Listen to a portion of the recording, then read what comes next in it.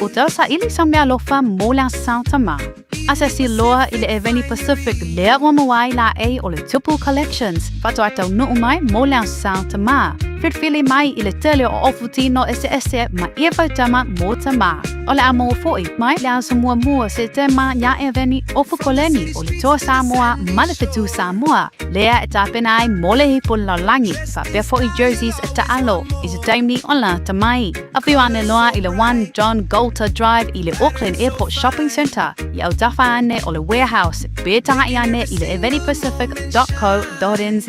Eveni Pacific le ba anga ale toa Samoa malefetu Samoa mole hipul la langi lo o nuono. Taraflava o David Tua le nei o lo e whaafonga mai pēi le Radio Samoa. Tasi lima i watolu a mo Samoa i manuia lau whaafonga ma lau whaasausaunga.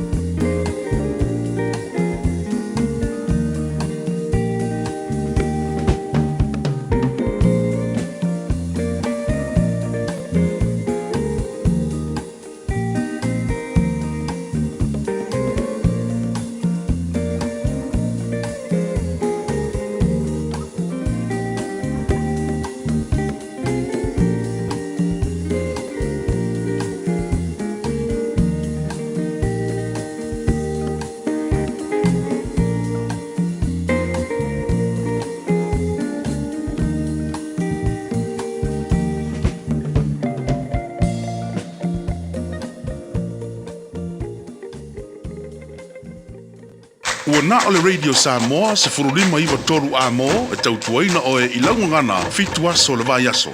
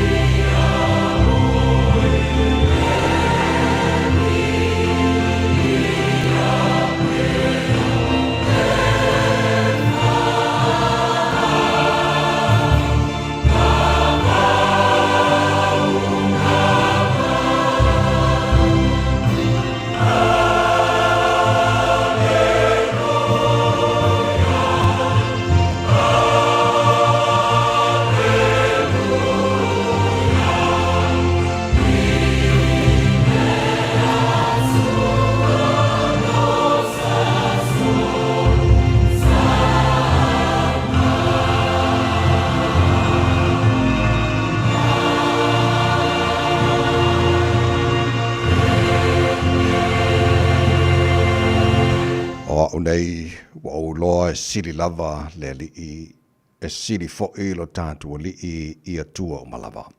O mea o malava e whingalo i ai le li e whaia lava le e ia i le langi atua male lalolangi o le sami ma mea lo loto o malava. Le tamama manae o mātua lausu le tae ao sing singi se i o mātua mata le nei asa fau o mātua maua i lawa lofa. I au lava vi inga wa mātou pese fia de dei tae ao alanga ina lau manu malo vi i ma whawhetai ia te oe wha manu ma wha ne e lau lava swafa Ma mātou whapea atu e le dei lava oe lo mātou tua. E pa ia, pa ia lava oe le atua au. O le atua sili ese ma le matautia, o le atua mamalu, o le atua mamana. O le atua ifo uma iai o mena e whaia. Le ai lava se e tusa ma oe. O le atua oe so i fua ma le vavau e o lava i le whavavau. O le atua lava oe la eiriwi inga o le mamalu o le atua oe pulpulu i le mantango fie. Ta maa whaftai tele lau mea lofo le o la fau o mātou mauara nei tahi hao. Whaftai lau o lofo o mamori fo i matai mai le fo launga le atano re nei tahi hao sengi. Wai whapopo nea so fau do lato si fua ma le mātou nei ola. Mātou au di aile nei astofi.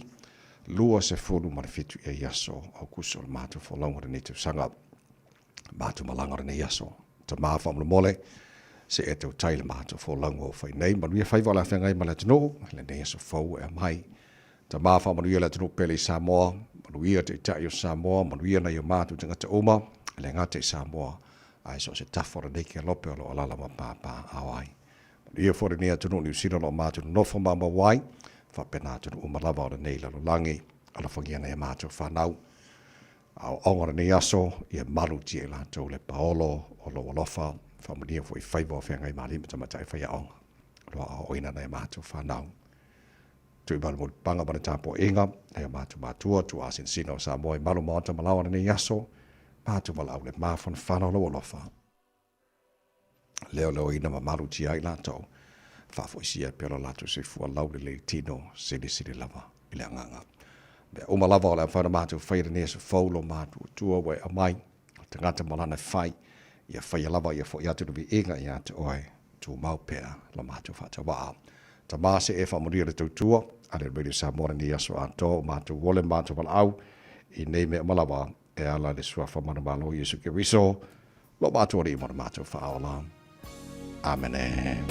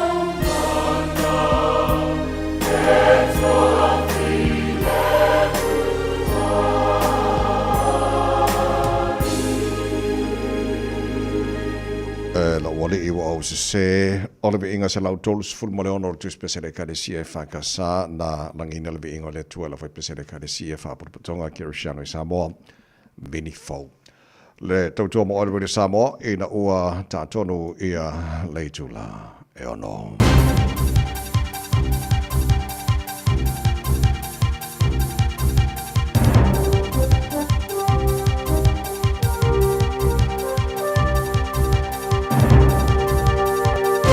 In this update, Meta has agreed to pay up to $18 billion to settle claims brought by 29 US states that its platforms harmed children. The BBC reports as part of the deal, the owner of Facebook and Instagram agrees to make changes to its platforms, including daily limits and nighttime blocks for teenage users. Meta says the agreement builds on its long-standing efforts to empower parents and support teens. It's calling on TikTok and YouTube to put the same measures in place.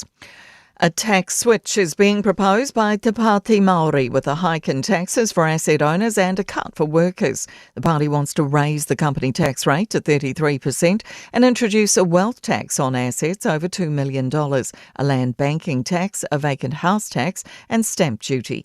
It's also promising a new tax credit for those earning under $60,000, worth up to 8 weeks of free food each year. Co-leader Debbie Ngarewa-Packer says the plan's about fairness. If you have benefited the most from our economy and its structural systems, we believe it is fair that you contribute more towards sustaining it. Inland Revenue ran ads about the fees-free university scheme for more than a month after knowing the policy was being axed. IRD ads, which ran from May 4 to June 29, targeted people who were already eligible to apply to have their final year of study covered. Senior political reporter Azaria Howell has the exclusive. The agency spent $50,000 on the ad campaign. Inland Revenue says it became aware the fees-free scheme was facing the axe on May 7, but it says the changes did not impact the target audience, which was learners who were eligible but needed to apply. The Rocky Horror Picture Show star Tim Curry has died at the age of 80. TMZ reports the English actor, best known for playing Dr. Frankenfurter in the cult classic 1975 musical Movie, died at his Los Angeles home. Curry had been in ill health since having a serious stroke in 2012.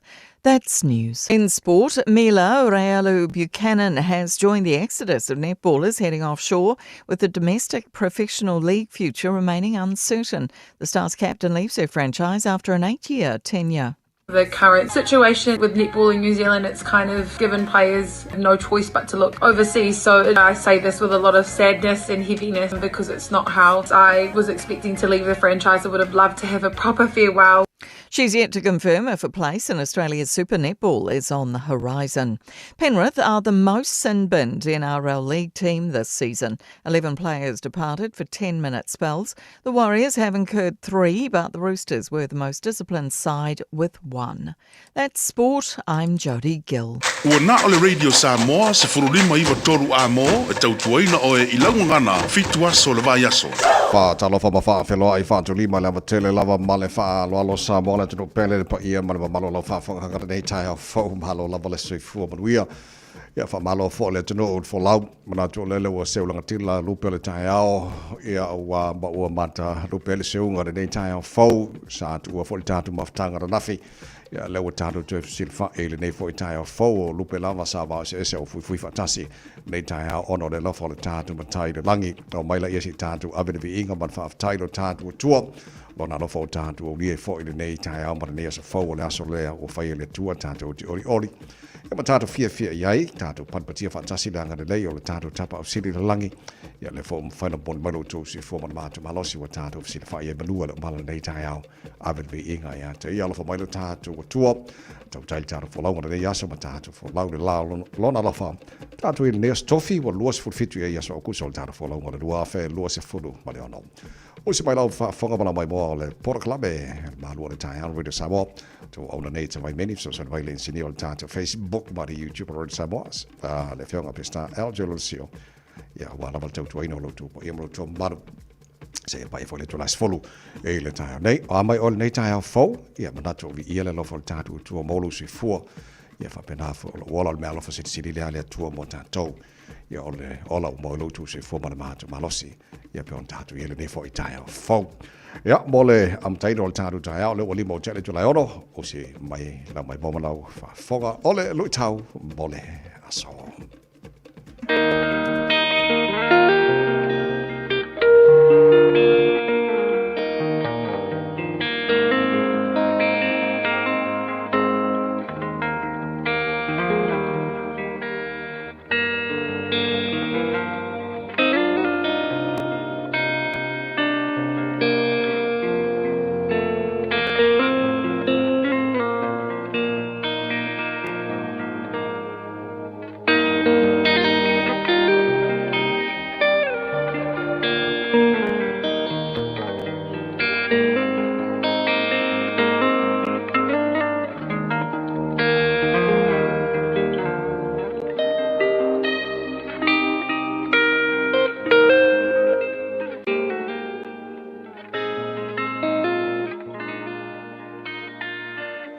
tau mō le aso. Wha malolo ina le tangata e torus fulu ma le valu tausanga o mai. Jesus heals a 38-year-old sick man. Mātaio, mata upo e lima, a o lona fuai upo e lima. Sa iai foi le tasi tangata na mai. I tausanga e toru ngā fulu ma le valu. Wha malolo ina le tangata e toru fulu ma le valu tausanga o mai.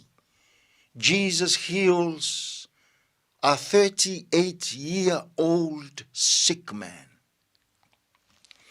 O se tala lau I loa telele nei, I le wha malolonga I Pētesa. E tumu tangata mamai. O tangata ta waso, o ta opipili, o le pela, o tangata e uru tinoina e te moni, o tangata lima ngase, o ngase ese. E tumu I le vai, ma le tā e lenga I Pētesa. Whai mai le tala Ioane, e iei le teimi e whaanga epu ai ele a ngelu le vai. O le tangata mai mua e pauane I le vai I le teimi e ngā epu ai. Pau lea o le tangata e wha lo ina mai ona mai. Whai mai le tala Ioane, I le tā e lenga lea I Pētesa. E iei le tangata, tolu se fulu ma le valu tausanga, o ta oto ai I le tā e lenga lea. Ua ui ane Yesu, sila fia Yesu le tangata lea. Tolu sifulu valu tausanga o nofo I ma vaai I le vai se inga epu. Fetalai Yesu, e te fia mā lo ea. Fai mai le tala le tangata mai. Lea li ie, a nga epu le vai. A o tau mawhai o te palasi ane I le vai. Ua iai le tangata, ua mua ane I a te au. Ua lea I lava se tasi. Na te avane au. Pe a nga epu le vai. Fai mai le tala a Yesu. I le tangata mai. I nā tu ia I lunga. Ma ave lo moenga. Ma e savali. Awa ua e mā lolo. Ua tu I lunga le tangata. Ua amolo na moenga. Ma ua savali. Tolu se fulu ma le valu tausanga. Pau le mea sa whaama mafa I le neitangata mai. O le au tilo I le vai. Ae fetalai Yesu, tu ia I lunga.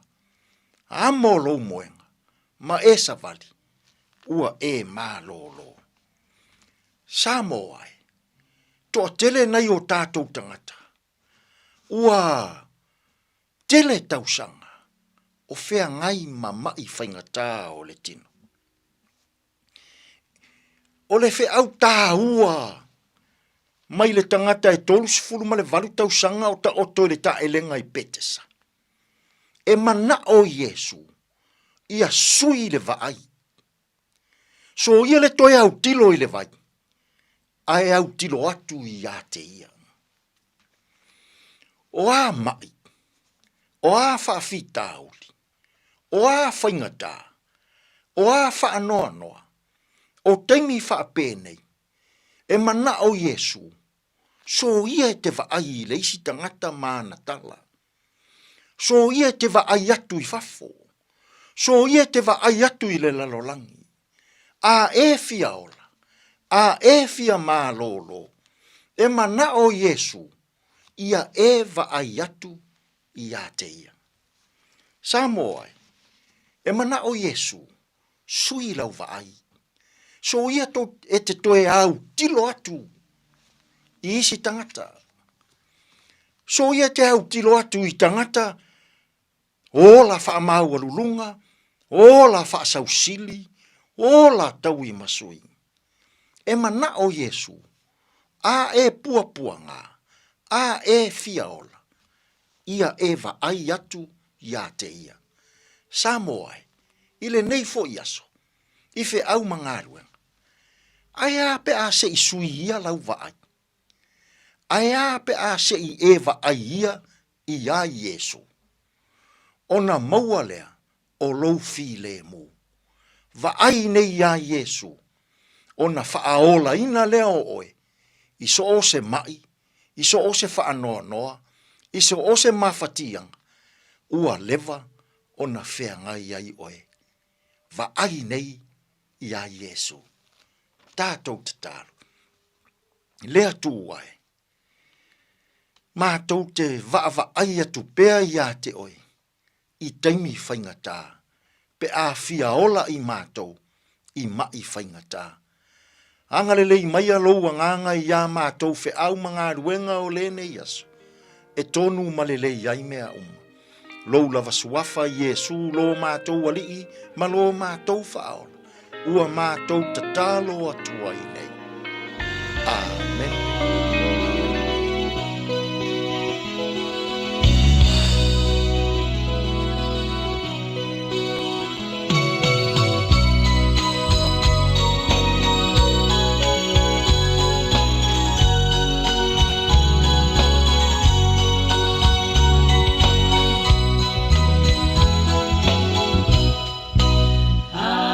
Anayai,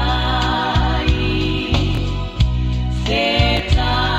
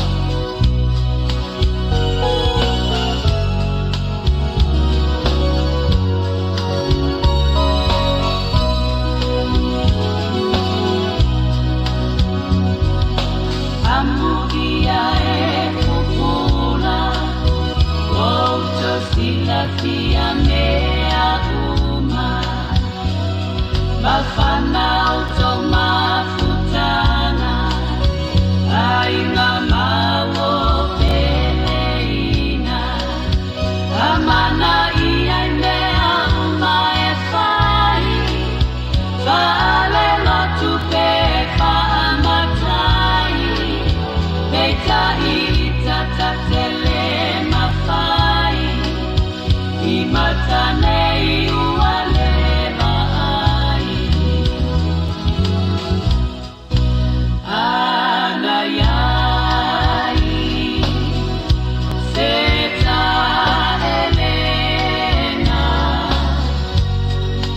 Ei ole Anai petesa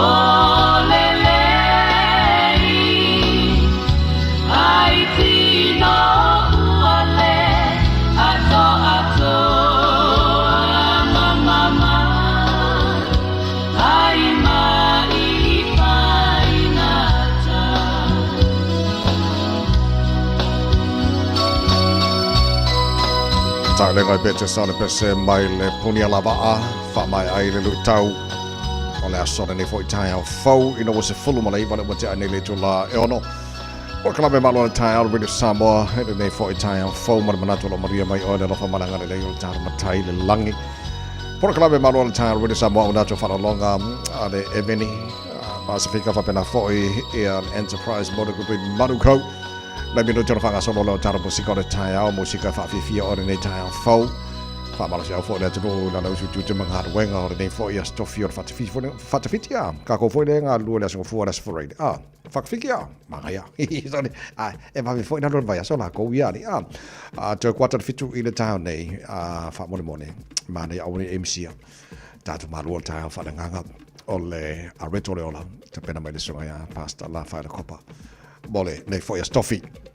Tō kuata tātou baba aipo ani mena tupula sa rosu fitu au kuso, Today in History. Ale ta ina le July fitu i le tau nei mawal whaponga telefoni ngal Britania peta fitu o tāra porkalame amata nao le tai au. Ai se i mua tātou baba aipo a mahilu wala o le nei fo i tai au.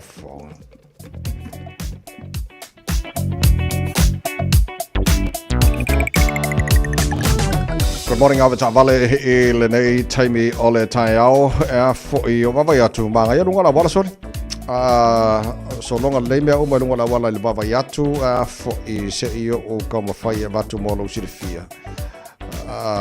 okay le so lunga now le awala ele nei tai au mo le fa fonga mai le tunu ma mai mo mai so ole malanga le malaba le fio ele malanga malaba le okay here we are malanga malaba le ya ngai okay mai ta to ole a fo I ole vaenga le ole malanga tu nei I sautanga I taulanga I Okilani le sama mai I le vaenga le pasi mai a Papakura fa solo mai Takanini Manrewa on ramp sama mai ringa lo lai pisi ala flow on nei time on tao o simanga o mar baba ya tu ai se kika ko o baba ya tu nai lunga la wala male tu langa no yai o tato ni poti amata o le nei fo ita help after male ya ole famna tu mo ai matala le e pua orka e paulanga le melo mo mar ke mole o le pua orta pua oia malanga mai o C4 mako piko o C4 ngai mai nei au kirani sau te sole pasi mai I o me mange wa mafifi a sole le pua orka e sole ya le va ve lo so nei tau ki o polo ko o ngona wala langa e le o manino le ngona wala tau nei wa a o so na fa so ina ya lo tabare ale può la wala nei tai al ta di porti a matana nei tai au fo. It's simple, it's quick.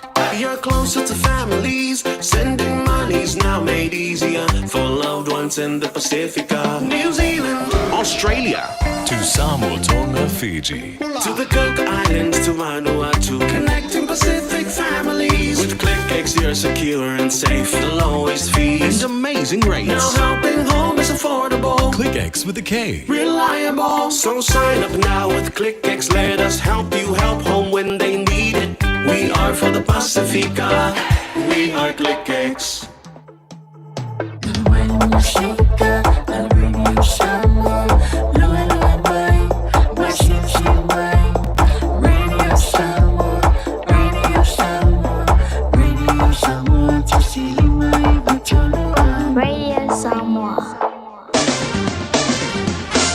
Ole vai ka mata I le tala o le tau o le nei fo I tai o fou ia feo I le tātou tala o le tau. Okay, tamaki makaura o Kilani.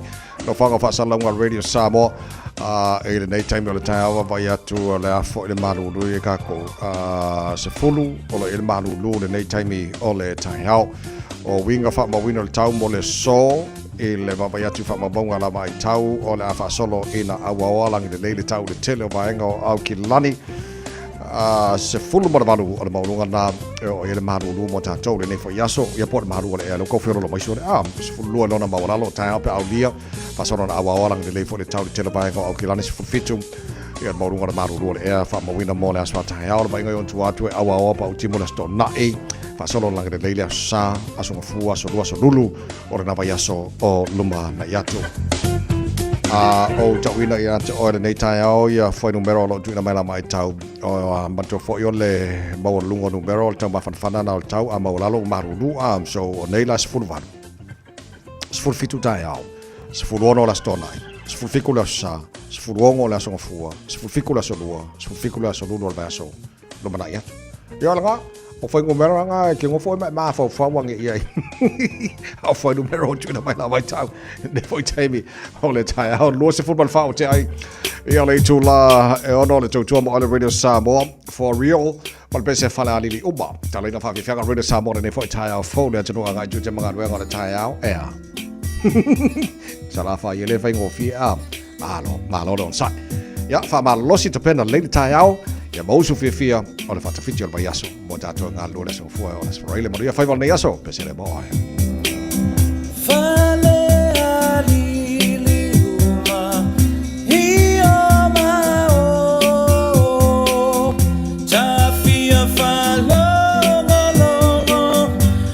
So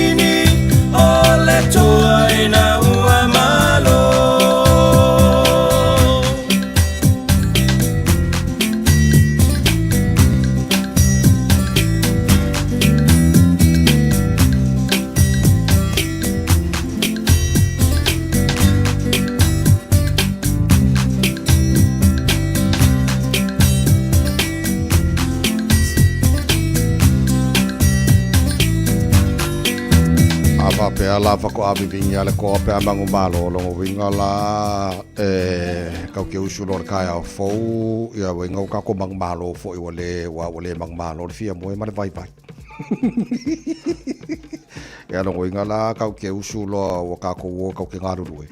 Ia vingi lor koa o kako mangu malo le malo le fia moe mare vai vai mo kako kai au. Malo se whamaria nei tai au luas furu iwale wa chale tu la. E ono, ia ala wano fo i se whaatalo whaatalo pokalame. Pāka umala po le utato mafu te lunga o le Facebook mari YouTube o le sa mo. Ia e whaatalo whaatalo telo tato pa anga e whaafonga i lunga o tasiri mai watoroa mo i au ki lani. Ia whapena fo telo tato pa anga tele whasotai mai sa mo la e whaafonga i lunga o tato wala leo sa mo.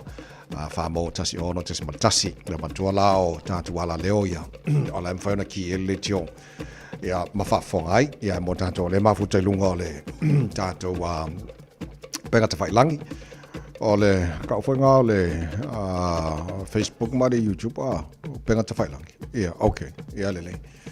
Ia, o le wawai atu le whaatala whamali tō telo tātou. Matua fo ia o tō tele o tātou paanga fo ia lantou na o le mai moa ma whaafonga. Ia, tō tele fo i tātou o lo o mai moa ma whaatala whamai whaafitai tele la esere kouri lei. Ia, wala tō whaatala whamai. Ia fai fo na fa malo si au fo ile au au na wal tau tuai no le tunu pe na ye le tai au le tai au so va va kula ka ko e ka le si o ka ko ka ko ai no le tai au fo to filau sul fa ese fi me spaia sir no fa to le tai au fo fa taile fa tal fa mai baseman good morning malo si fo fa fo mai oi America sa mo pe ale so asong asko finging usila so lulu nei America sa mo wa aso fatasi America sa mo ma oi America ala fa tu so fa taile fa tal fo mai nei tai fo si me on suena good morning na lo fa tai fa tal fo mai nei tai mo tai out oi le sai mai time out fa tal fa nei tai fo fo ole okay se yo le aforfiku ngala ko ka sfa ngo fa pole bole si papa se bili male good morning manu kau weary manu kau ma ko piku le nge le kio o ke ngo fo sifo al ma ko piku nge pe sa i le kio nge sa ki le manu kau fa fo wina tanielu good morning ma lo si fo maria le tai ya ma chino papa lo fatu fa taile fa ta fa mai Peter Stowers good morning sir ma lo si fo le tai ya sa tu wang tia Malo si fo maria ele e foi tai fo se tomorrow good morning sir malo fa tai le fa ta fo mai nei tai ao fo i oi le si so follow tal no atu ese leo ta sao malo se fo fa tai le fa ta mai tar kala nei tai ao fo i Miami Simone Italia good morning malo fa tai fa ta fo mai Roberts Philly good morning. Malo faftai tele lava Lenesia. Good morning. Malo faftai Lilia vai fale. Good morning. Malo faftai Liavi. Good morning. Malo faftai ya tele lava Miu fa mosa. Ya ma tala taina. Good morning. Malo va tai amuia. Faftai le fatas mai tar porque la nei tai au. Ya mal to tele ngal ka ko ai ngal ni kai au fo so. Good morning. Rachel Sifa, East Auckland, Point England. Good morning. Malo si fu nei tai au. Ko kele ka ko e ka le si ngai ka au yo e al ka au ku mo far sai for ka au fuel fe va ko wa ga mai wa ga fo la ko mai far sa au va ta fa mai le consumer New Zealand ala to so ngana fai ol makua I se le mea le Woolworth le fai ngi oi ma sani na fa tau le Woolworth All Woolworth le nei New Zealand company Australia la telo la to tele foi lanto e fa tau le Woolworth all se le mea le supermarket le ole afo I ole umai fo le sfulua masina mai le masino uni le atu nei so sfulua masina tu atu e kusa male se la uono sfultolu miliona lanto profitina fa mawina fa mai la consumer New Zealand ole makua I le ai ama se mo yo le le nei fu le cost of living le tonga tale ye nei ai o mai fo le te le profiti al vaanga le longo inga ka mai ola ele o almo la lo el me tauna yang ya le talalana le consumer New Zealand to semeli portale radio New Zealand ma wal tarbo kalame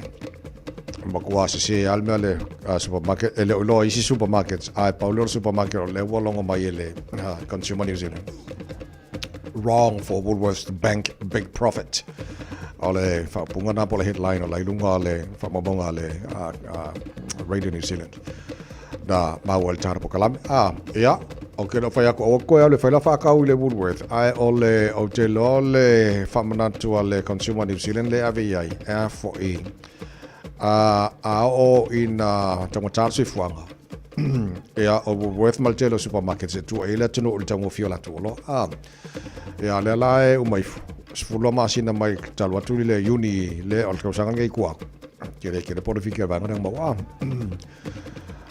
ya wa kela ka kwa la po mai special sale ya kere lo por ka wanga la fe ka wi le male ya lo winga la fu ko le kere la por fika le mo mana mi la ko foi la fa mole ia bo ia ko se yo ngai fa al talent al Consumer New Zealand na ba wal tar pokala me le foi tai au for in party le al act party o te titolo atu ye ni so vai ngalo lato tau fai toi malo mai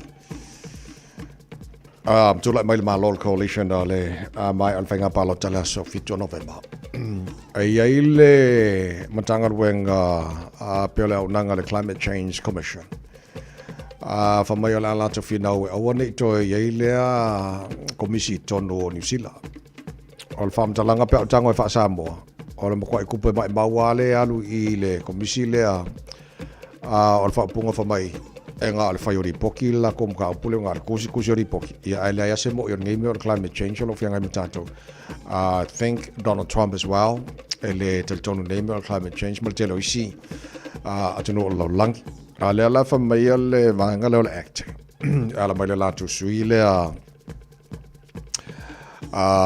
oi foi lingor kamalo oi foi la ko Paul Henry fa mai te woto marmalo mai le act ala le tule mai fenga malo coalition se mai national poll ta sila le matanga wenga pola au nanga la faina la to fina ya wange ko mai mo ko fu tu pele te va tu fa alu le tangata to tongi la fonga tono New Zealand taxpayers cost will se la $1 million ele afoi talun fa vai mai le komisi le tonu o New Zealand so o te titilo atu la a fa pe o le lato mo le lato tel tonunga ma bena ma wa lato susuenga ele mangi me al kampangile o fenga al pawal mo tu sori poti ngar kusi ori poki ia ma ave po fe ave di poki msara po le po fe la langile ave di poki ngapawa ngar me al kampang al komisi le fa nei ngar kusi ori poki ai lo pe ngi so fai ka el di poki ai fo if mar mala mai di poki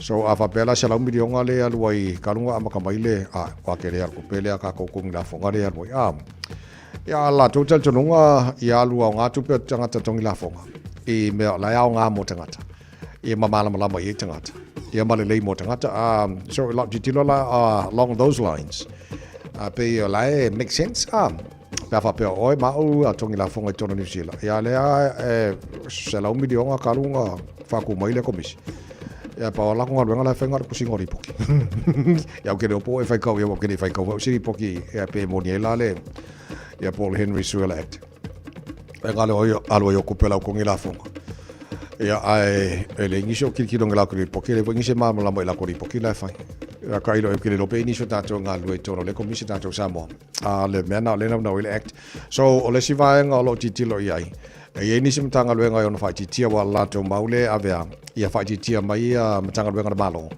mal fast food tolo lo yai nga ila lo sfuluiva se vai kwa ke le ole ya ke le lo yai ai ya wa ke wole to la mai ya wa fa mo la to o national masia party la to pe o mele le coalition government le nei national New Zealand First Act ya fa fa ile fa to la to ngai la ko mo bo ngolo la to no ye so ole va va to na ni for oli potin ma wel tato male fa mo ya o la ta pena mo tato mo fenga palo tan to fa manatu marule tala no il va ngol fenga palo ta fa manatu asa fito no mal fenga palo ta et tau ona erestala ai le umala so suli mo ke topa ole aso muli na e whaina restala ai e on whaila palot a te o ila so suli mo ke topa ai le whaila restala mangi wala ai le whaila palot no inga ole whaina wha le ola o e whai a te tau e le tulanga o le filfilinga o sui al Parlamento New Zealand e mo le si whainga malope a mai al whainga palot alas fito November so mai watauna pe la titilo atu le whasalunga le alu le Electoral Commission pe watauna uia pe pa restala e la pusameli a fa pe ngai le kaungu o kwa longo inga la le se le kwa kusinga ke la lai ai le longo e fa mole ina ia tawon fa taulia ia tātou palota fo ima le tulanga i restala mo tātou mo whainga palota so ne vangara nai a matai tātou tāi aula tautua mo oi ale Radio Samoa e na ua toi luas fulu minu tolo toi tālo le tūlai fitu a mai a whawhiwhianga mai le penino te whau ia mani sio tātou whasalang whapisi nisi malesi li potu mai runga na wala ona soa no le maltana pokalame a reto le ola e fwoi tai au kia ora, good morning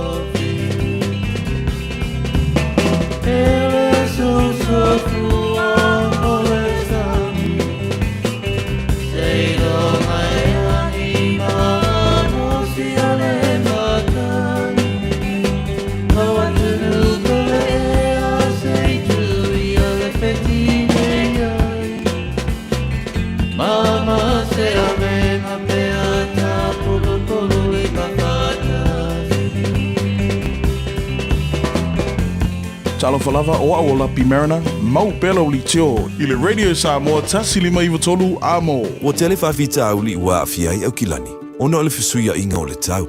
O ngā luenga titele o whila ua inga. O te talai ava noa mo le whaalele a atili o Aukilani. Ua o le taime tala noa ma whaanga i oi fufuanga. E mana o mia le pui pui o tangata ma alato mea tō tino. Ia whau whale i whanua tala whiangai. Ia taula lata i whale o loa. Whila ua inga lau tele, whaapea whale whainga luenga. Mo nisi whaamtalanga, tala i ana i le AK Have Your Say, Auckland's Future Housing Plan. O te tala nei ava noa, e whaali ailo finangalo. O lo au mai al nei whi au tāua, a le Auckland Council. Tamaki Turiki, All Together, Auckland. Oso. Sol, fe o kausinga iau makari I la manga iau lau ka vali fou. Na boi amu so. Bag. O le Enterprise Motor Group man ka. Wa usu ia kai awangi. Le yang whakamoe lau whainga duenga. Ai o akure fi o show lau ka mai lunga lau ala. Wa ma koinga ka vale. Piki apu SUV van. So koinga ka vale ha. O fe faltava. O le lima ongo fiku Great South Road man ka. Pe vile le over se lau lima o dua korfa.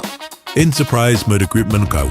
Sa ili, fili, ma ave loa lau tāwali. O whea te lua oi ai. Ma te o e ave le sue ngā tau whale a mā aroha. Wa umana whailau siaki. Le ai, o le mā le nei, e la e titi tele. E le o toi wha pēnā mā. Wa pa u I lalo le tausanga I le 5 o oi le nā, ma oi fo'i pā. O le tausanga mata mo le suisuenga o le kānesa o le tau whale o leo ua 5 E 5 pe 5 loa o tausanga ona la fo ato loa lea o mea whai fua hai lau suisuenga. E tai lua tausanga mawhai, se I atoa lau 5 tausanga. Wha mole, whai moi mātou. O le a lafo mai I le meli. Attention all Bainetoa, saving the world. Thank you for showing up for your family and community every day. We appreciate you. But even heroes need checkups. Your next mission? Protect your future with regular breast screening. Because a breast screen today can save your tomorrow. If you're aged 45 to 69, book your free breast screen with Breast Screen Aotearoa. Call 0800 270 200 or visit timetobreastscreen.nz. Sauni mai alo le tātou li potile mai lunga ole awala ona tuina tu ole ole tātou wa porklame reto le ola tātou maru ole tātou whala ngangora nei fo ia sotofi o tātou ole lunga la wala seki lai manga ia pawa alwa ngalo ki kula umu mai pasi manu rewa on ramp city bound state highway wana isipanga o mala sama mai no ngala pisi lai flow le ia vai sole o wa ko mala mai fa o mai ile pua o so fa pe o le o mai pua o maruka ai Thank you for choosing ClickX. Hey, did you know that sending money home to family and friends if I'm the Ali ClickX? By Australia, for New Zealand, to pay for my boy. Bolo sa baki, manono apolima, isamone. It's simple with 4 easy steps. Sign off here, ClickX. Sign up now or log on. Select Samoa Ma'o Millicent. Ainga will receive in no time. But don't forget safe and secure. Saungalemu oila utautua.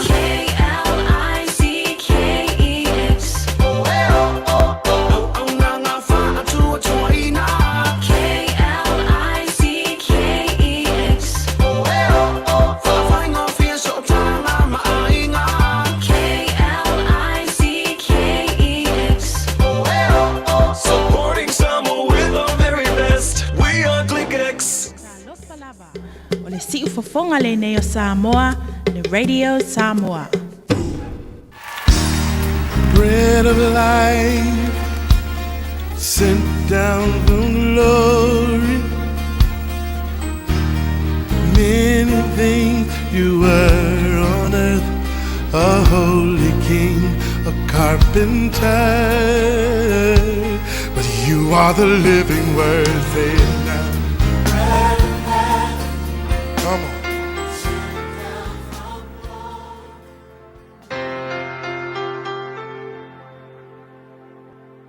O te whawhila I tātua tunu o mai tātua porkalame o le areto le ola ma lo lava le soifo manuia. O le tusia Ioane 5 upeono e whapea ua sila atu Yesu ia te ia o ta oto. Ua sila fia foi ua loa o na mai o ia. O na whetalai atu lea o ia te ia. e te fia malolo ea. O le upu mo oi le aso le nei, o le fesiri a Yesu mo oe foi. E te fia malolo ea. O le tusi fai tau ua e maasani le tusi po le tala, o le tala i le taelenga foi le petesa, vai mai te le tangata mamai sa ia i whaatali le aso e ngai epu ai le vai. Ia e leo iesi wha mau maunga pena tupu le mea, ai o le tala fai mai te le tangata mamai. Sa whaatali tali le vai lea, ia ai leo iesi wha mau maunga lava, penga malolo se mai. O ia mai sa whaatali tali ma lele i lalo le mele ngai epu e le angen.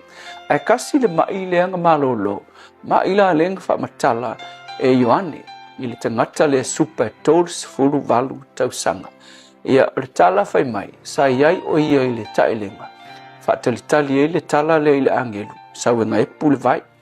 Ia e ke ua laku Yesu, ua tau atu e Yesu, fai mai ua sila fia e Yesu, le tangata ua loa o na mai, tools fulu valu tausanga.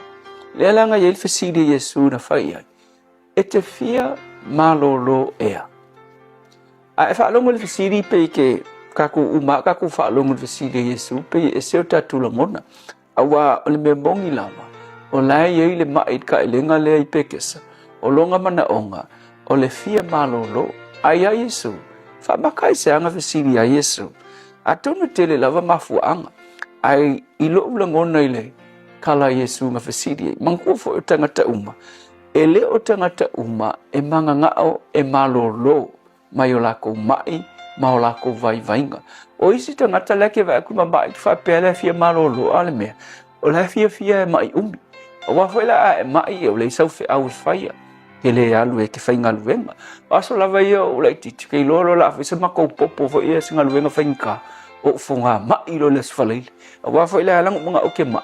Inga ia auange i ua luke nga lue. E mea la whaia ia uso ia e ngā lue. Ai maanga ia le mai le whale.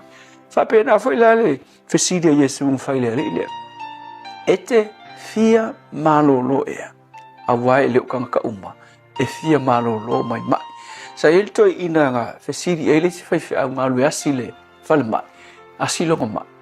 Laku lai mai ar ko inga. Ia laku la whaiwhi au whai ai. Maloa le onga sa i mai.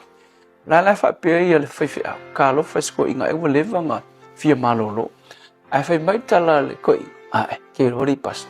Koe o fia i lo mai leo ke mai ai. Whai mai kala whaiwhi au. Ai se awe fia ke mai umi whai mai. Ke ro leo ngā lo mai leo wa maua lewa ngoa o ke kala ngoa i kengi fo mai. He vai ma kengi fo mai. Nono winga. E leo mga oi malolo. Au mga oi mai pea. O le fia whai kengi i teine fo mai. So leo whai la. O le fesiri whai la leo mo oi le ngai taimi. A kongo ke leo mai. Se mai whai pēna. Ai ai vai vainga logo langa ngai e ke polonga ai mai ai logo langa. O le whai la fesiri aku Yesu ia ke oe. E ke mga o e ke malolo mai le mele na. Ke loa. E le ma whainga wha malolo Yesu le vai vainga ma le meanga ke polonga ai. Pe a whai. E ke le ma kua man agree ma e malie fatas. Ma Yesu e ke fia malolo. So le whai la fesiri mo oe. O le fesiri a Yesu, a whai o ise vai vainga o whea ngai ma oe. Loto le wha mangalo. Fesiri a kua Yesu e ke mga o e makua ave ese le mea ngā le loko ki ngā le whamang. Se ilonga e ke malia whakasi ma Yesu ave ese. Ko a mawhaifu ngā ave ese. Se ilonga whai te mga o a whaifu e polonga i drugs. Me o ava malosi. Whala au whasainga. Se ilonga lawa e ke malia e ave ese. Whako a kango fo Yesu i whai. Mea ngā e ringi whesiri mua tua Yesu i aki oi. E ke fia malolo ea. Mo oe foi lai laso le nei. O le fasiri foi ngā mo oe. A whai o iei se meo e polonga ai. Se vai vainga o ea whai ngai. O le mana ongo Yesu. Ia malie a kolo loko. Mai whapeifu. Yesu.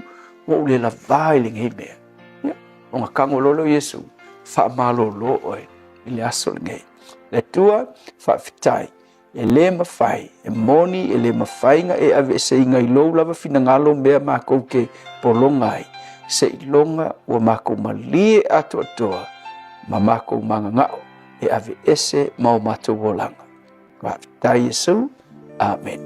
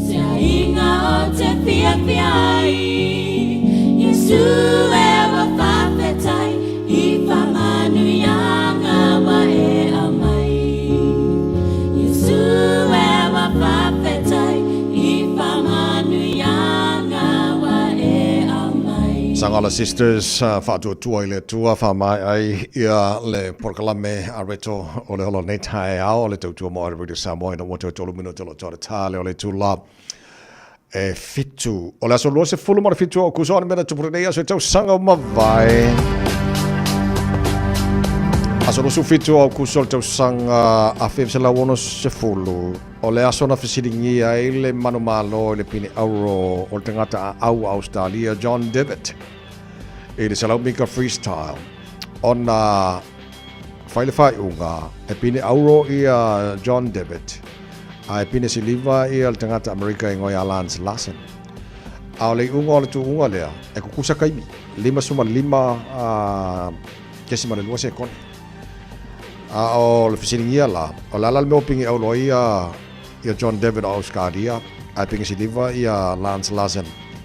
A kukusa kaimi nga, ia o le makua i whisiringia o le ngā fui whai unga, a se kusu fitu na o kusa o te usanga a whiwsa launa se folu. Lua su fitu o kusa o te usanga a whiwsa launa su mat wha, o le aso whailoa il President o America nā taimi President Ronald Reagan. Ia se tasi o Porkalame tā ua whaingoina o le whaia onga i le Space, Future in Space Project. Whailoina President o America nā taimi President Ronald Reagan. Aso lusu fitu o kuso le tasi iwa wat wha. Aso lusu fitu o kuso le tausanga lua awhi mar wha. O le aso na whaamawina I le pine auro mua Australia le tālonga le hockey I le Olimpika na whai Athens, Netherlands I Athens. Lua le tasi maramalo ai I a Australia, a Netherlands I le tausanga. Ngā male aso rosu fitu o kuso le tausanga lua awhi se fulu o le tangata whatupu whalawlawe Australia, Brenton Tarrant. Whaasalaina I le whatui pui solo atoa le eisa wanoe karosanga I palola. E ana whaala velentu buka la stete le na mali wai la tau 5 tasi. Nisi nā bea whamawina tupu la sorosu fitu au kuso tele tau sanga mawai taru telefone ngal Britania pia mai a taru whaasalaunga wha business ne. We're recruiting for New Zealand's most important jobs, and chances are you're probably qualified. Whether you make coffee for others or just yourself, if you're a shop worker, tall building worker, gym guy, gym gal, teacher, preacher, scuba diver or Uber driver, bring yourself to the 2026 general election. No experience? No worries. You'll be trained and get paid. With thousands of jobs available, it pays to be you. Apply at work.elections.nz. O ti ngano ni fo.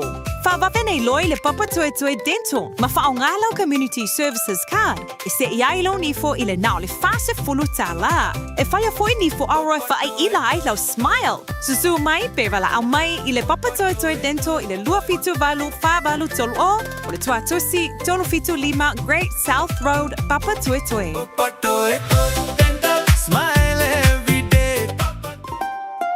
O Dr. Chen e mawhai of soso animo oe I ti ngā o le tino. A whai e ti ngā lau tua po lau tuli. E mawhai ne e susu mai he whaataita I fuole vai fufo. Ai e iai o nā iainga. O lo o tarsa e lini sa ngā te whaina luenga I soso ani I le whaata wino o loa mo le wha I la māneia o fōringa.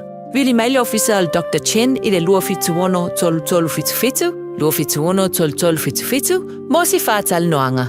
Pe susu mai I le lua ono, Great South Road o Tahu. Dr. Chen, le fō mai o vai whaale nā tura. O tau sa ili sa mea lofa mola Santa Ma. Asa si loa I le Eveni Pacific lea o mawai la e o le Tupu Collections. Fato atau nuu mai mola Santa Ma. Whitwhili mai I le tele o ofutino ese ma ia fautama mo ta ma. O le amo foi mai le aso mua se te ma nya Eveni ofukoleni o le toa Samoa ma le fitu Samoa. Lea e tapena ai mole hipo la langi fa pe foi jerseys ta alo I se taimi o la tamai. A whiwane loa I le 1 John Golter Drive I le Auckland Airport Shopping Centre. I au tafa ane o le warehouse be tanga I ane I le evenipacific.co.nz. Eveni Pacific le pa anga a le toa Samoa ma le fitu Samoa mole hipo la langi lo o nuono. Hey, hey!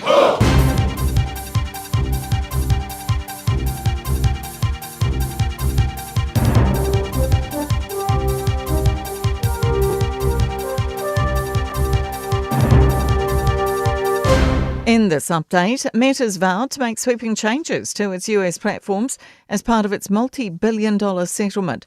It cut short a trial in a federal court in California over teen social media addiction brought by 29 US states. The Instagram and Facebook owner says it will include daily limits and nighttime blocks for teenage users. New York correspondent Mitch McCann says the agreement includes a clause that Meta will only pay 70% unless its rivals also agree to make the same changes. It's unclear if YouTube and TikTok knew about this before this was decided, but they're wanting an industry-wide adoption, they're calling it.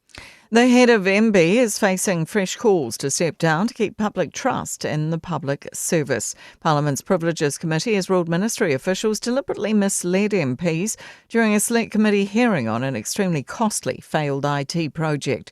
Chief Executive Nick Blakely has confirmed to our newsroom he offered his resignation to Public Service Commissioner Sir Brian Roach, but the offer was declined. Victoria University Business School Associate Professor Jeff Plimmer says dishonesty can't be normalised in the public service. And without that, we'll start losing trust in our public services, and that will make it even harder to get good value for money from the services that we expect. The body of a 16-year-old New Zealand boy has reportedly been found after his family's boat sank off the coast of Bangladesh. Local police have told Stuff the boy's 3 family members were rescued from the sea where the boat sank. Tim Curry, best known for his work in the Rocky Horror Picture Show, has died aged 80.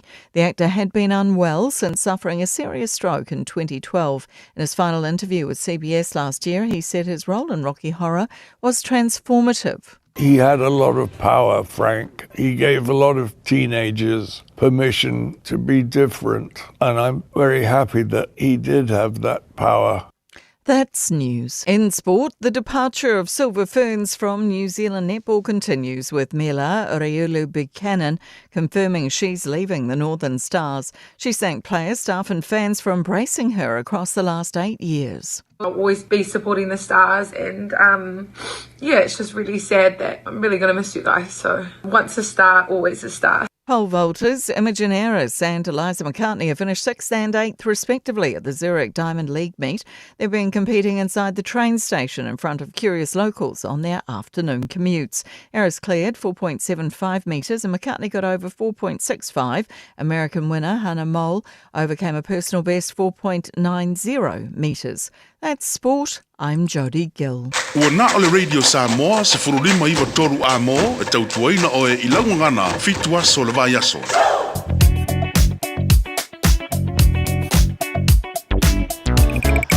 Malolo foi malolo on sai ava tavale o le vai muli tu le stavale o le sivaenga lo famnatu mai le waka ko tahi ona o le mafifia tele le puawa nei le tai o le tele vaenga o kilani le se fa lave o mai leo a pauna o le tulanga o le famnatu mai le vai muli tu le stavale safe following distance o vai ngalo fata waina mo nei tai au so longa le me o mo longa wala nei te mo le tai au poroka la titi lava le westbound or the State Highway Luosefulu, ma se la vola link mai Old State Highway 1, afe mai leo le Highway Luosefulu, la le pasi e lumoi orka kōli kio I Marukau, Lambie Drive, ia whaisi polokara nei wangara tai au, whapena fo I Puinu Road, pasi atu ia Massey Road on-ramp, ia wa flow le atu se ia la vale tu sifo. Leo te wawatu leo watau whiolo mali pisi ala malava lele tara non malava lele o leo titilo atu 5 minuti tanu wai whamale New Zealand te lela atu flights like cancel nei ona o le tulanga o ele pua oa so a whapio le fuafua e pu ela wale le nei tai au I le safam so tai o le New Zealand pele o la vea ila lau flight I vanga le lo cancel ona o le tulanga o ele pua oa o le tai au ia o le lunga na la wala lo so longa lemsa o le mume oma I so se vanga la wala I au kilani ne foi tai au fo after vale manino leilo sila ma vai le vai mule to le sta vale ona fai se puo te le tai au. It's simple, it's quick. You're closer to families. Sending money's now made easier for loved ones in the Pacific. New Zealand, Australia, to Samoa, Tonga, Fiji, to the Cook Islands, to Vanuatu, connecting Pacific families with Click X, your secure and safe. The lowest fees And amazing rates. Now helping home is affordable. ClickX with a K. Reliable. So sign up now with ClickX. Let us help you help home when they need it. We are for the Pacifica. We are ClickX. Talofa o tofinga le tau tala ma eselo fifia whanonga le breakfast le Radio Samoa o te maa ona. Angel, M.O.E. le leo le vai ngala tamale nei le talo le tau le nevoi taima le tai au tāntu amata mai Samoa vatu le mana ilangi le mo le tau Samoa e re nei taima le tai au te valu Samoa wingo le tau le tunu ola matele na awaoa langi le lei ni so vai ngala tunu pa utimu ni so vai ngala Samoa le so lua se fulu ma le valu degrees Celsius le maurunga e o le vevela le Samoa e le nea stofi lua se fulu ma le lua e lona mawalalo mawai ma le vanoe whaatalo whaatu le nei taima le tai au ma malu la tunu o lo tātu mafuta le ngate Amerika Samoa whapena fo i le tunu pele Samoa ma lolava e le soifua maruia e le nei fo i tai au fau e a fo i tātu tala mai Samoa whata fiti o tala mai Samoa o le neva yaso le tau le valu i le tai au nei e a fo i la tau whaafonga mai le tātu wala leo Samoa wha mo tasi ono decimal tasi good morning na loro soifua maruia to tele a tātou e whaasote mai Yo lo manino leile tau tua le Radio Samoa le wha mo tasi ono decimal tasi i le atino pele i Samoa. Se mai talo tau i New Zealand nei, wha talo whan malo le tino le motu i saute, e vaenga motu i saute leo titilo atolo e lapta inga mo timunga ma mafa, Masavili o le vaenga mo mua Alexandra, heavy rain snow, wha mawina la ma mafa le ni aso, timunga ma le snow, valu maununga na malulu le so, Queenstown, heavy rain warning and heavy rain snow. Whamawina mo renei fo iaso, ma losi sa vidi mai mātui sa sae. Ma mafa fo timonga ne so taimi sa furu marunga na malulu. Wanaka, heavy rain warning and heavy rain snow. Lapta inga ne fo I ma mafa timonga. Whamawina mo renei fo iaso, vadu na maulunga na malulu. Pauna vaenga le motu sau te lau titi latula I lapta inga mo le tulanga I timonga ma le snow fo le so isi vaenga. Blenheim whasalo in langi le leile tau. Awa ni so tamis furua marunga na malulu whamawina mo le so. I le wawai atu Greymouth whasalo in timunga ma mafa timunga ni so taimi mo watu mafona timunga na fiafia na nei. Sfut whana marunga na malulu whamawina mo le so. Iwa le marunga na malulu in Chicago. Pa utimunga ma mafa timunga ni so taimi. Kai kora sfut toru marunga na malulu e whasalo pa utimunga langi le leile ni so taimi. Sfut whana marunga na malulu in Nelson. Pa ufo timunga le so mo watu ma mafa na timunga la wauri ma le fiafia na nei se furu marunga na malulu o maru pa utimunga le so langi le leile fiafia na nei te maru fa solo no ma mafa timunga le so taimi langi le leile wauri ma le fiafia na nei Westport fa solo ina ma mafa timunga le so taimi ma mal pa utimunga le fiafia na nei se furu lima marunga na malulu fa mawina mo le nei fo stofi Dunedin e le babaiatu mo le so le fa solo na awa pa utimunga le so taimi nei le tai au ma lo si savili mai ma tu sa e ni so taimi o le sauce futasi mo runga ma lulu ma le ayo kara stete good morning ma lo lava si fu manuia e pa uti munga ma mafati munga nei le vavel fa pena foi on to snow on se la mita ma fi feel snow fa solo langi le le tau le fia na nei sfullo mo runga ma lulu fa mo wina mo kara stete le so Ina motu I mātu le pi, to lava runga motu mātu kai tai alangi le leile tau, sful fitu marunga le maru lua le so. Whatara whanmalo le tunu isa se vangaro la mua Wellington lo tara ma futai malo lava si forma ruia. Fasolo na awa le tau I pa unai wanga ni so taimi. Angi man sabili mai saute. Fasolo na angi mai mātu ni so taimi o le awa ulis fut whana marunga le maru lua ma wina mo Wellington le so. Sfulu varu marunga le maru lua ma wina mo whangare. Awa pa uti mo le so. Sfulu iwa marunga le maru le tauranga. Fasolo na awa pa utimu ni so taimi. Sfulu ona marunga na marulu tau po. Fasolo po na awa pa utimu. E le so. Sfulu fitu marunga na marulu roto rua. Fasolo na awa pa utimu ni so taimi. Ole nei po iaso sfulu lima marunga na marulu I Palmerston North. Awa pa utimu. Afiafia na nei New Plymouth. Awa po pa utimu ni so taimi. Sfulu ona marunga na marulu. Sfulu fitu marunga na marulu Napier. Awa pa utimu ni so taimi ole so. Master tene fa sora pa utimu lang le ni so taimi sfut fa marunga malu lu fa mawina mo le so sfut ona marunga malu lu levin pa utimu ni so taimi o le nei fa yaso ile va atu Hastings Asona na awa pa utimo ni so taimi sfulona morunga na maru nei fo yaso Gisman langi de leil tau pa utimo ni so taimi sfulona morunga na maru kiri ro awa po tai aus fulvar morunga na maru fa mawina mole so Tama kilo kaura wo kilani no fanga pasa longa radio sa mos futasi Well, malu nei taimi ole tai au ma fi mai pu fa fusot kauri rok seme tu mo wingo tau le sofa mo wina awa lang le le tau full valu mo lunga le malu lu tai au pa au dia awa fo lang le full fit mo lunga malu lu le so tai au pa u timula sto na ilang le sa so fu so lu so lulu ole va so mana yat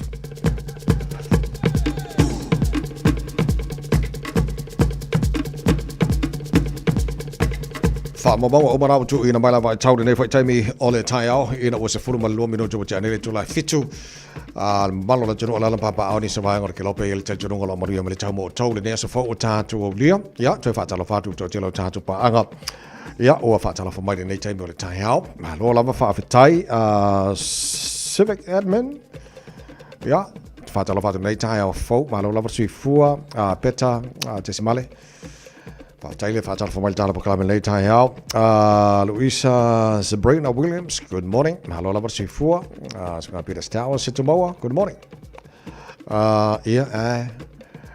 Kau si mainga fia mai ele si vanga na le fia le ko kenga kau si mai lai asia kulonga mai. As Rose Majing, good morning. Malo si fua muri.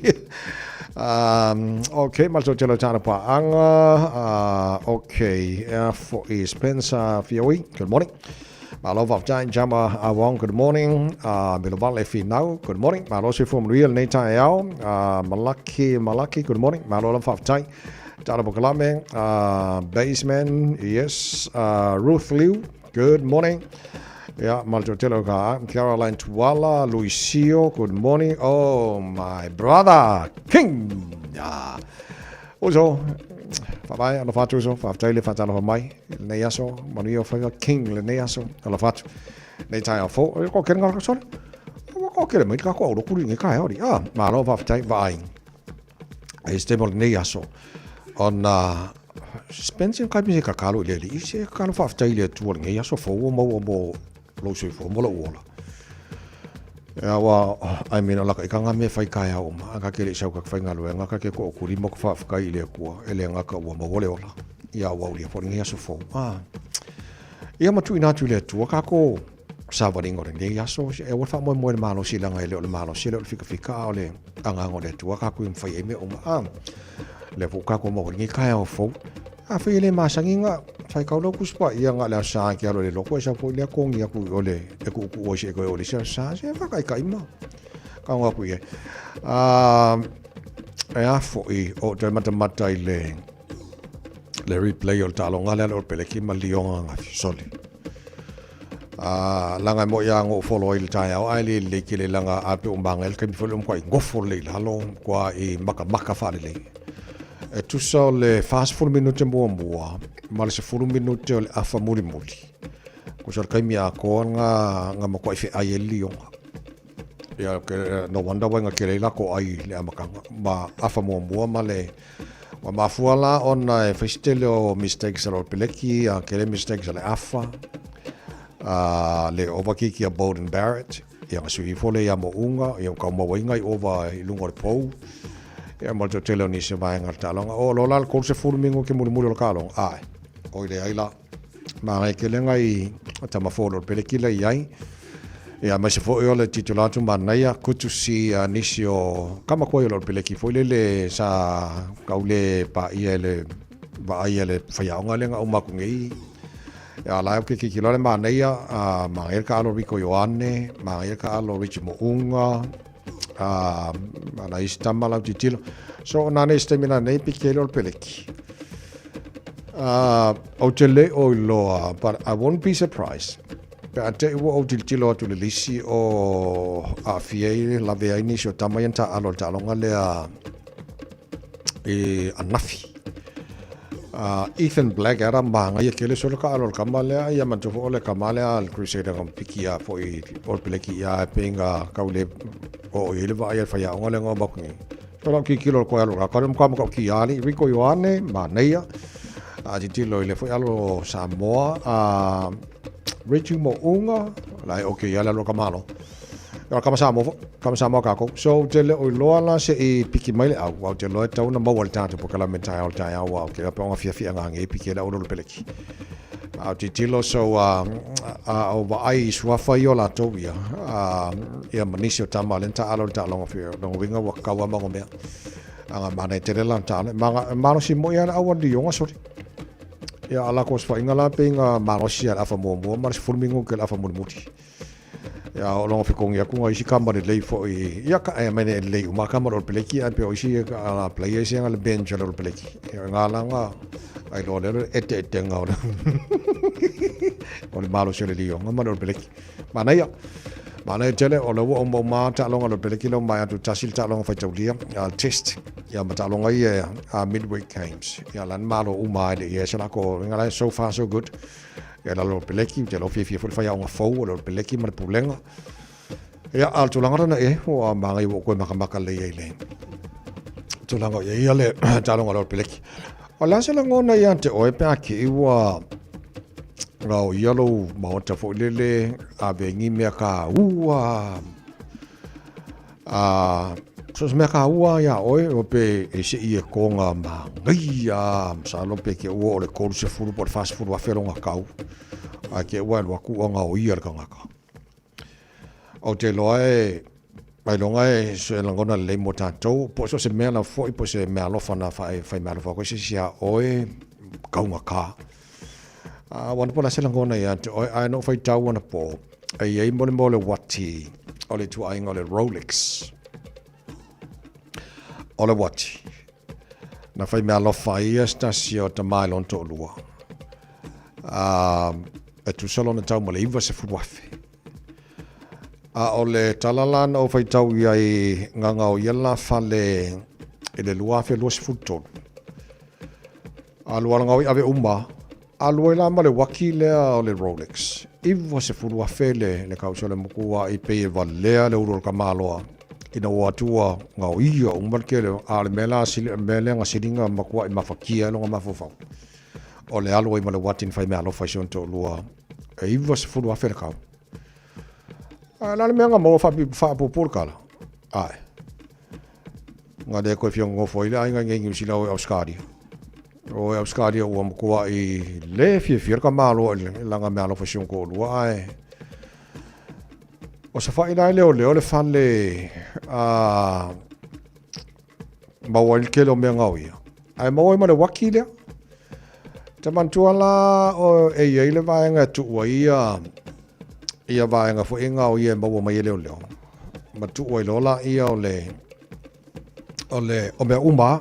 Le lopo i mangisi me a fape nga ngau yengi me lo fale vai o vai leo fai se vi far ko poku nga ke wai me ngau yang ko o ko a mai o vanga le ngau ye si o po ia le melo ke manga ai ma wai la ma le waki dia ya manga ya la nga yo nga si leo le nga fai o le vanga le e vai ia o le suenga e na o mo le waki dia su e lo po fe e mo wa ka ka le yang o le waki se umi fo nga su e Compagnie SS kusu aku o le official le Rolex pe le serial number pe final to ma wole ai ngosu su ama ba waku o la wole ai ngai Auskaria e vini lo su ama wole lo sole ke fa ku pe ma lo le se furu milion lo tole o ka waku o le woko e ala la nga ko o mai ngai piki aku le waki ala ko ma fo pe ko foi mai ngai usil ya ai so le ai va se furu a feri le ka o le waki la se ka ka se waki ri anga o yari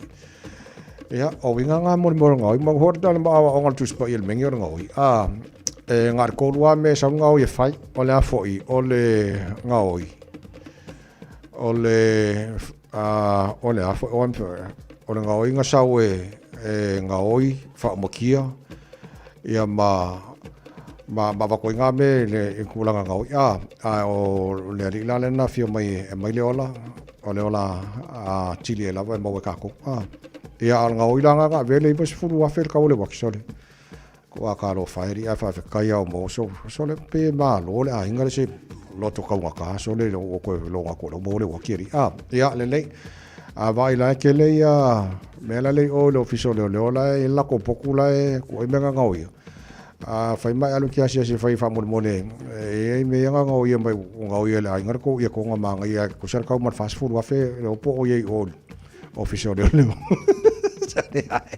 maka kia fo ya alo va tek maska ko ki manga nges ko fa mo se fai mo fai le ki le ko ko le le ale mo ke fa ko se lo fai nga lo nga fi ngai ka pe a to le mo ka ya los puluh la tele tula fitu tu mo already samo le fa tai ao lo na lusu fitu ne aso ku sol tara fola go fa los fo baleona ma lo fola mo rile no ma fa fianga mai le tu talent band pa pongo le tau tara programa ngal po tania think a minute kia ora, good morning manu lenga nga nai on le tai ao ave o le la o puni a po I po Sau malu e whaasusu I lau la au Sasala le punga la au matala uau Le tio fo I Samoa whai o na tai au Le amatanga o le aso whao popo o le o langa Le tai au Nai matani ufea ngai maleata Le tala le leu a so ai nei Samoana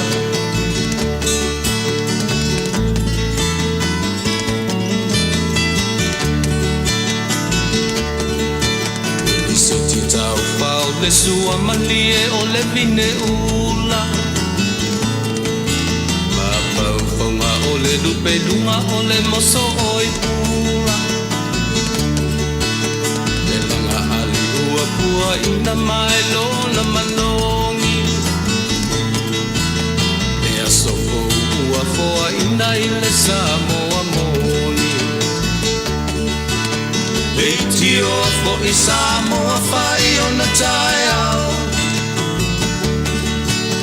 Le amatanga o le aso wha popo o le o langa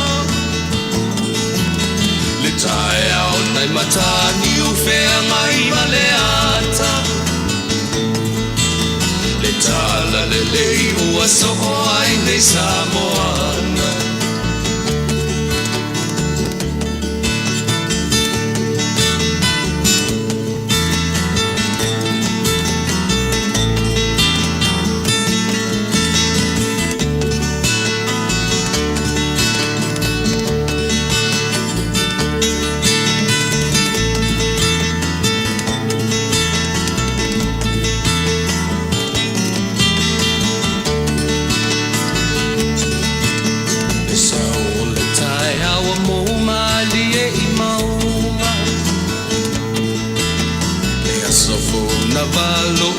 I mapaupauna Le vihinga ua whaako I atu I le matai Tangata soifua ua oli oli ma whaapetai Le tio po I Samoa whai o na tai au Le amatanga o le aso whaapopo o le o langa Le tae au nai matani ufea ngai maleata Tala le lei o aso o ai nei Samoana Le tio po I Samoa whai o na tae au Le amatanga o le aso whaapopo o le o langa Le tae au nai matani ufea ngai maleata Le tala le lei ua so o ai nei Samoana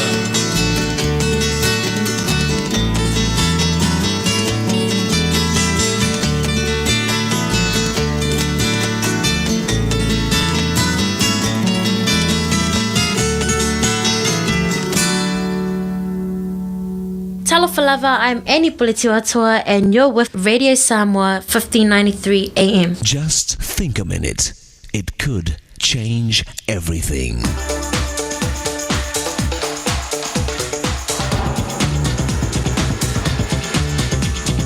Think a minute. It can take months or even years to find the right job and career, but only days to lose it. Here are some common mistakes that can crash your career. Obviously, we need to avoid having these kinds of attitudes and character traits, which can take away our job security and ability to provide for our family. The number one way to ruin your career is poor people skills. Most people prefer to work with someone who is less skilled but kind and easy to work with, rather than be stuck every day working with a highly skilled jerk. A second way to crash your career is to work only for yourself and your advantage, rather than being a team player. Don't keep trying to outshine your fellow workers or simply use them to climb higher in your company. Instead, try to make your boss and fellow workers do well and look good too. Remember, this will also build your network of friendships, as well as a happy environment and experience every day. A third way to ruin your job security and future is to not be reliable and responsible. My friend's father taught him, "Son, always work so you are worth your wages, and your boss does not want to lose you." So ask yourself, if I was my boss, should I trust me as a loyal, productive, and honest worker? A fourth way you can ruin your career is to have no goals. You won't even have a career to crash if you don't want to get it off the ground. If you have no purpose or passion for your work, you will always be unhappy and just have to endure your job, almost like suffering or punishment every day of your life. A fifth and final way to hurt or ruin your successful career is if you're afraid of risk or failure.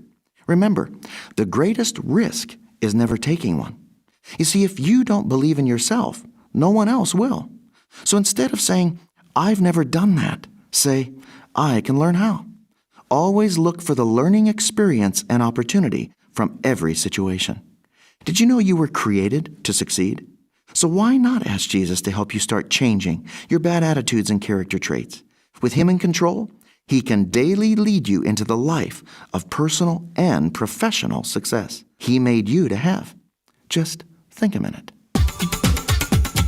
If you'd like a free CD of our top 40 programs, write to us on the internet at www.thinkaminute.com and catch us tomorrow at this same time when we stop and think a minute.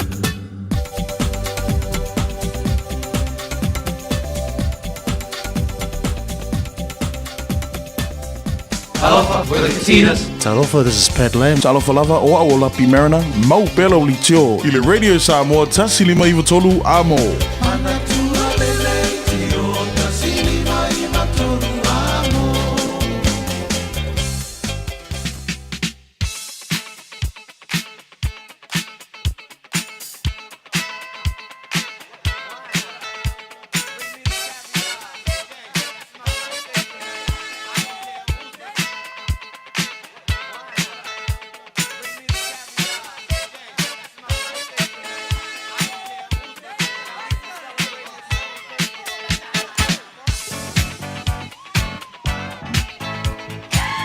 Afatono le tula fitu famlianga o asa fana o le aso tofine nei o lua se fulu mara fitu e aso au kuso.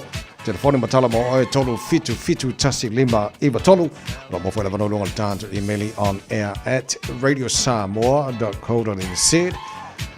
Fai fanga tanto Facebook mari YouTube ada Radio Samoa pule oe. Po feo awala nai vavino mai la famlianga sa fana o nei fo itaya fo Tato telefoni, ma lo se può. Via, nangi vai lo sunga le ao, vai. Ma lo se può, non pasta. Ja. Aber no der. Apela vamos le avaloa. Ja, wa.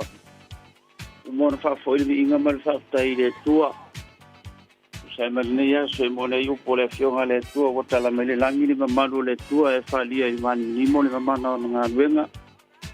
Ya ole asolusu marfitu le nei okus le aso fanau ato ai le lima su tolu tau sanga le ina le ainga e fa tai ai fa fo ile minga ile tua e la na pule fa so ile tina o e one to ya dia mai le nei aso fo fa popo tau sanga lo na soifua e moni to ile nga fa tai tele na sao ia matu te fa manuia moli mai foi alo faanga na yo tātou ainga Samoa e mai se New Zealand nei whapea fo i Australia mo le mai fo e rofaanga tātou e kalesia ia e mai se o sia tā whanau lo tātou no whamala ia mai ai i lo aso whanau ale talo ia whaawa upea lau ngalu e ngā lofa lo whaatinoina wata lengi mga waa wa wala winai o ele tua e tau tua i tono le ainga e whaawa wai i tangata o lo whaapena na fia maua sosoani ia me si fo i tono le ngalu e ngā le tua pe o ngā lu ai atu te alo lo whatele ia te oe whaamani atu lo aso whanau ia o nei aso o alawa mea wa o maua ia ore mi inga e fo i le tua Ia tu ta whanau, e ken whala ma le la whanau le nola me i James Alfina, mia mai foi sio vea. E si ma whetu, e me se foi la fine a tau leia. O Richard Marianne, Kulisi Ruta Matian, e whasi siria lo whanga, o le tamale lunga telefoni, o Paulo Malai, afta i tele lava tawai, mo lo wawa noa, whamia le tua i tiu te mawhaiva o wala winai, ia fa soi fuia mo le tai mi alo fatele at te lava basta mo ne foi la soi fu le faltua ia sa o Martino ma lo se fu ma lo lava soi fu ta vai fa tai ata vai mo le vano ia o vilia se ia o fa manuia ile so fa na o se tasel fa na ia le ile o Stephen Papa va o puni matangi i o te loanga o e fa alungu mai po o e manava ina tunu olo o to o au mawai san ele mfaina ngalo atu o to ai meti foi o lo watu whanau le nei wa atu i lasa nei le tosu whata usanga o se uso iso i fua o le maa wala vale atu salo yaso whaiso anga le lei wha manuia le ngata ia o to uma ai meti foi oila nita e awa e ala mai ai i le lopo e whainga luenga po wai maa navas ai ia matua tele le anga leo le tua e ufi ai o ea o se angai mnganga luenga i le o ninga luenga whainga ufi san le whaangaloina atu lo waso whanau le nei aso. Whamanuia whamanuia le tua mo oele atalii. Ia, e lolo ngawa i ngase o mada i ngiloanga o mele e uti no foi ole ama kwa i fuli mele i whaise o tai mo oele ngei aso. Ai alo whatu mo oe masio, to olua masio whanau. Ia ai maise fo inga i o Teinga ia inga se usonga ia kengi ma Yvonne ia masio tofini to tasinga Marianne matukitawa ia on ma wala vale talo san fa manuia le tua mo oe ia atonu le ko me mau tatu to e feilo ai fo ila ia ai olo fatu lo sole ine yo kirien ia fa pesio tama wa puni matangi ia ma ne yo lo tina vai tino mo oe le atali Stephen, may God bless you. Happy birthday, son. Alo fatele atuama ua mo oi. Faaftaitele lava tavai mo le avanoa whamanuia le tua tiutole ne yasu. Faaftai atavai. Tai lava mo ria fore nei tai au. Tara whapele. Sei whamanuia tavai nei tai au. Olo whaanga whamanianga o le aso whanau le atali i Drake. Malua Sophie. Yeah. Li ngai fo ile li ono na fa manu yanga fo ile atali wa ulia maele se fulu tolu ona tausanga e wi lava ina le ato tole malo seletino e ana to te fa mo te le atua le na fa malo longa mo le atali ma to fa sta ile atua ona oesan o se fa manu yanga to tono la mato nei ainga mo le mai alo fa anga nana I male ainga I false ela e me so ainga lo te mai mata utu fale a lili ia mapi e vaiala e me so lo whaanga sio sista I Samoa whiangai maonga ia kalala sio so wao manu e me se feo lo te mao whanua fotofi ia mao nile tau tala o pele ma to te alo lofa tele mo e san manu ia tele lo waso whanau God bless ka aftai tele tawai mo lo wavanua Taina pele mo ni lava nei tai au malo se fo mo ni Antonina Malo la tavai le usu. Nana se fo. Aftai fo I mo le avanoa. Ia fa malo atu fo ile fo mai o le tio tau tu whanonga tu le ia au te. Malo la wanga lue. Malo tau tu atinu. Ia uru whaangam whamanianga le sungai a whamanu peniata. Nei le asolu na soifua. Ia whamanu o le vi inga fo ile atua. Ia alfangia le atua sanga whafua loa pēlau soifua. Ia awala vale au nanga tu sole ngaluenga o lope ngalue ai o lua malfatua mātou te ala lo fatele atu mo oe, ia manuia tele lava lau asa whanau, o lo whaanga moli atu ia atu nina ma le whanau, whaatai tele lava tawai manuia ngā luenga le aso, alo whaatu. Te lava maria fwere nei tae au, o le whamanianga lau te wawai atu, o le ana tauno mai le tae atu Facebook, a fwoi. Asa whanau whaftai te mao le langi, i lona alofa ma lana tu singa le tele ia whananiko a ching, o le so, asa losu fitu o kusa wato i ai le se fulu ma le iwa o te usanga o lona o langa. Alafungi e le tua, te whapopo nisi te usanga e te olai, nei la langi le tu maulo tātu iai, ia alofanga watu i lo uso ia Clark, a Sio, ia malau tama, ia Simi, a Jing, mani ia tele lava, ia lau asa whanau i le so. Ia, fōringa mai o tātu whamanianga, o mana nā se i o koe kilo aku, i ke ue se whamanianga misi atu i a te aure nei tahe ao, a fo i lunga i meli le ai. Okay, nga, kako whamanianga ni kau pisi mai a fo i dit kako whamanianga ni kai a fo. Ia, le malo na tuno whamanatu ia, tō wasu i fōmas whanau nei aso, ia, awen vi inga whaftai le tua ni tau sango whapopo mo o tau ai o le mato me alo fale mal pule ngama na fanga venga re samo mal tanto por kala me malo le taia o le pese family to aso fana me aso very happy birthday to you all you know to los fulo me to lo talo le tola e balu via le atua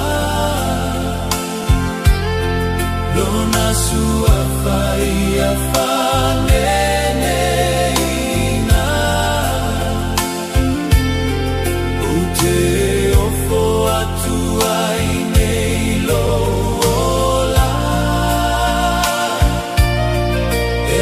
Send my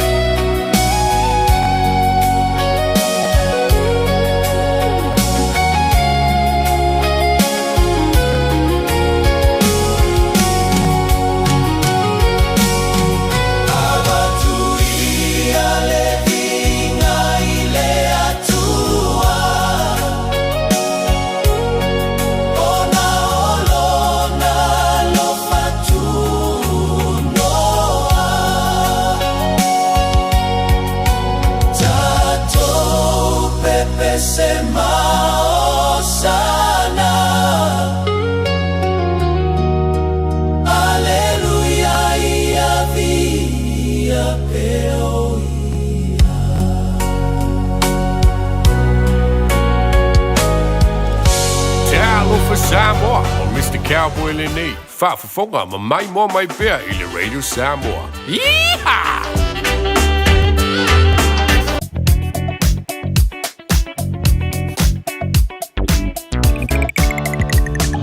Le poti la tapai nua ole awala le taimo le tai ao, wawai atu whafo, ole mkwa mawhia fia al pua ole iei tātou i au kilani le taimo le tai ao, so at whamnatu mo tātou awa tā vale, la to to ala leili sitasila, ma nino le maailunga la wala wha mormone o whaisi pua oa tele o le tai ao, le se whalo lave o tuna mai leo le taimo le tai ao, tu mauna poloka, the westbound on State Highway Lusefulu, mai lawe o le link mai State Highway 1, afe mai le State Highway Lusefulu, pasi mai Lambie Drive, luma Rainbows Inn, pasoro tu ai Punu Road, face poloka, le taimo le tai ao, malangan malawa le Lusefulu la e pisi ana e flow one nei taimo le tai ao, vai ia flights here, cancel nei tai ao, ona o le pua oa, tātolo malanga mai sifol nei taimo le tai ao, City Bound Lusefulu ono, pasi mai Lincoln Road, face poloka lai titi, flow li mai ale after ako te poloka lava around Point Civilian, Western Springs, City Bound Lusefulu ono, City Bound Northern Motorway around Wairau Valley, Takapuna, face poloka le nei vanga le tai ao, mana malanga atu i nei sautianga te ulanga ki lani, pisi a Manurewa on-ramp,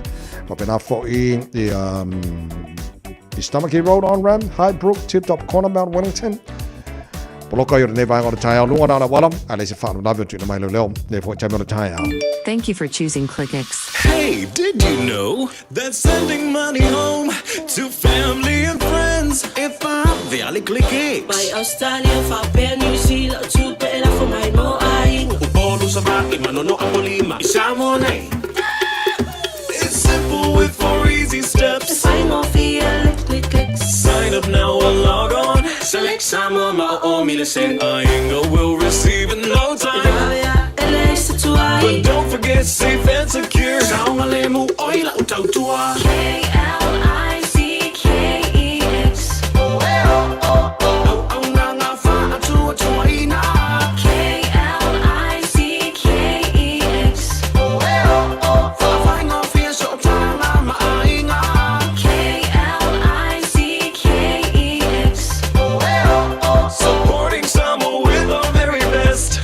KLICKEX. A whaia lo o yaini la pisi e se mai I la pisi maasani. Pei o tau ta whaate kunolosi, o tau ta mamafa, maisi. Awale la foia I le la pisi. Ai tanga I ane I le aucklandcouncil.govt.nz/where it goes. E te sila fia ele no whangai aweanga I ai. Tāmaki Turuki, all together, Auckland. O tau sa ili sa mea lofa mola Sautama. Asa si loa I le Eveni Pacific lea o mawai la e o le Tupu Collections. Fato atau nuu mai mola Sautama. Whitwhile mai I le tele o ofutino ese ma ia fautama mo tama. O le amo foi mai le aso mua se te ma nya Eveni ofu koleni o le toa Samoa ma le fitu Samoa. Lea e tapena ai mole hipo lalangi fa pe foi jerseys e taalo I te taimni o la tamai. A whiu ane loa I le 1 John Golter Drive I le Auckland Airport Shopping Centre. I au dafa ane o le warehouse be tanga I ane I le evenipacific.co.nz. Eveni Pacific le ba anga a le toa Samoa ma le fitu Samoa mole hipo lalangi lo o nuono. Attention all Bainetoa, saving the world. Thank you for showing up for your family and community every day. We appreciate you. But even heroes need checkups. Your next mission? Protect your future with regular breast screening, because a breast screen today can save your tomorrow. If you're aged 45 to 69, book your free breast screen with Breast Screen Aotearoa. Call 0800 270 200 or visit timetobreastscreen.nz. O ti ngana unifo.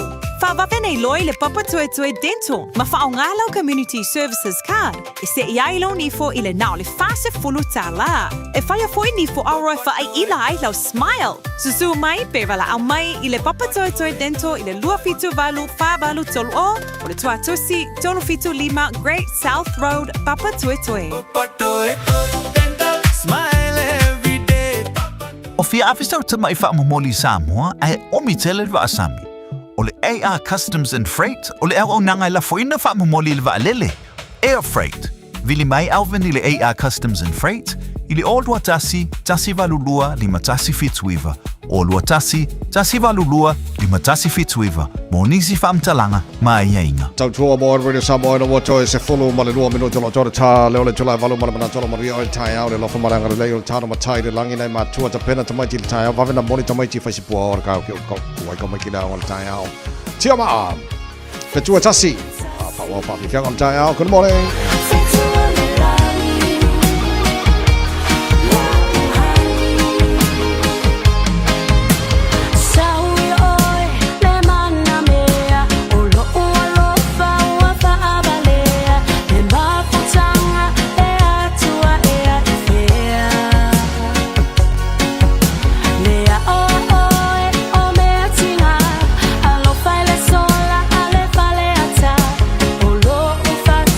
All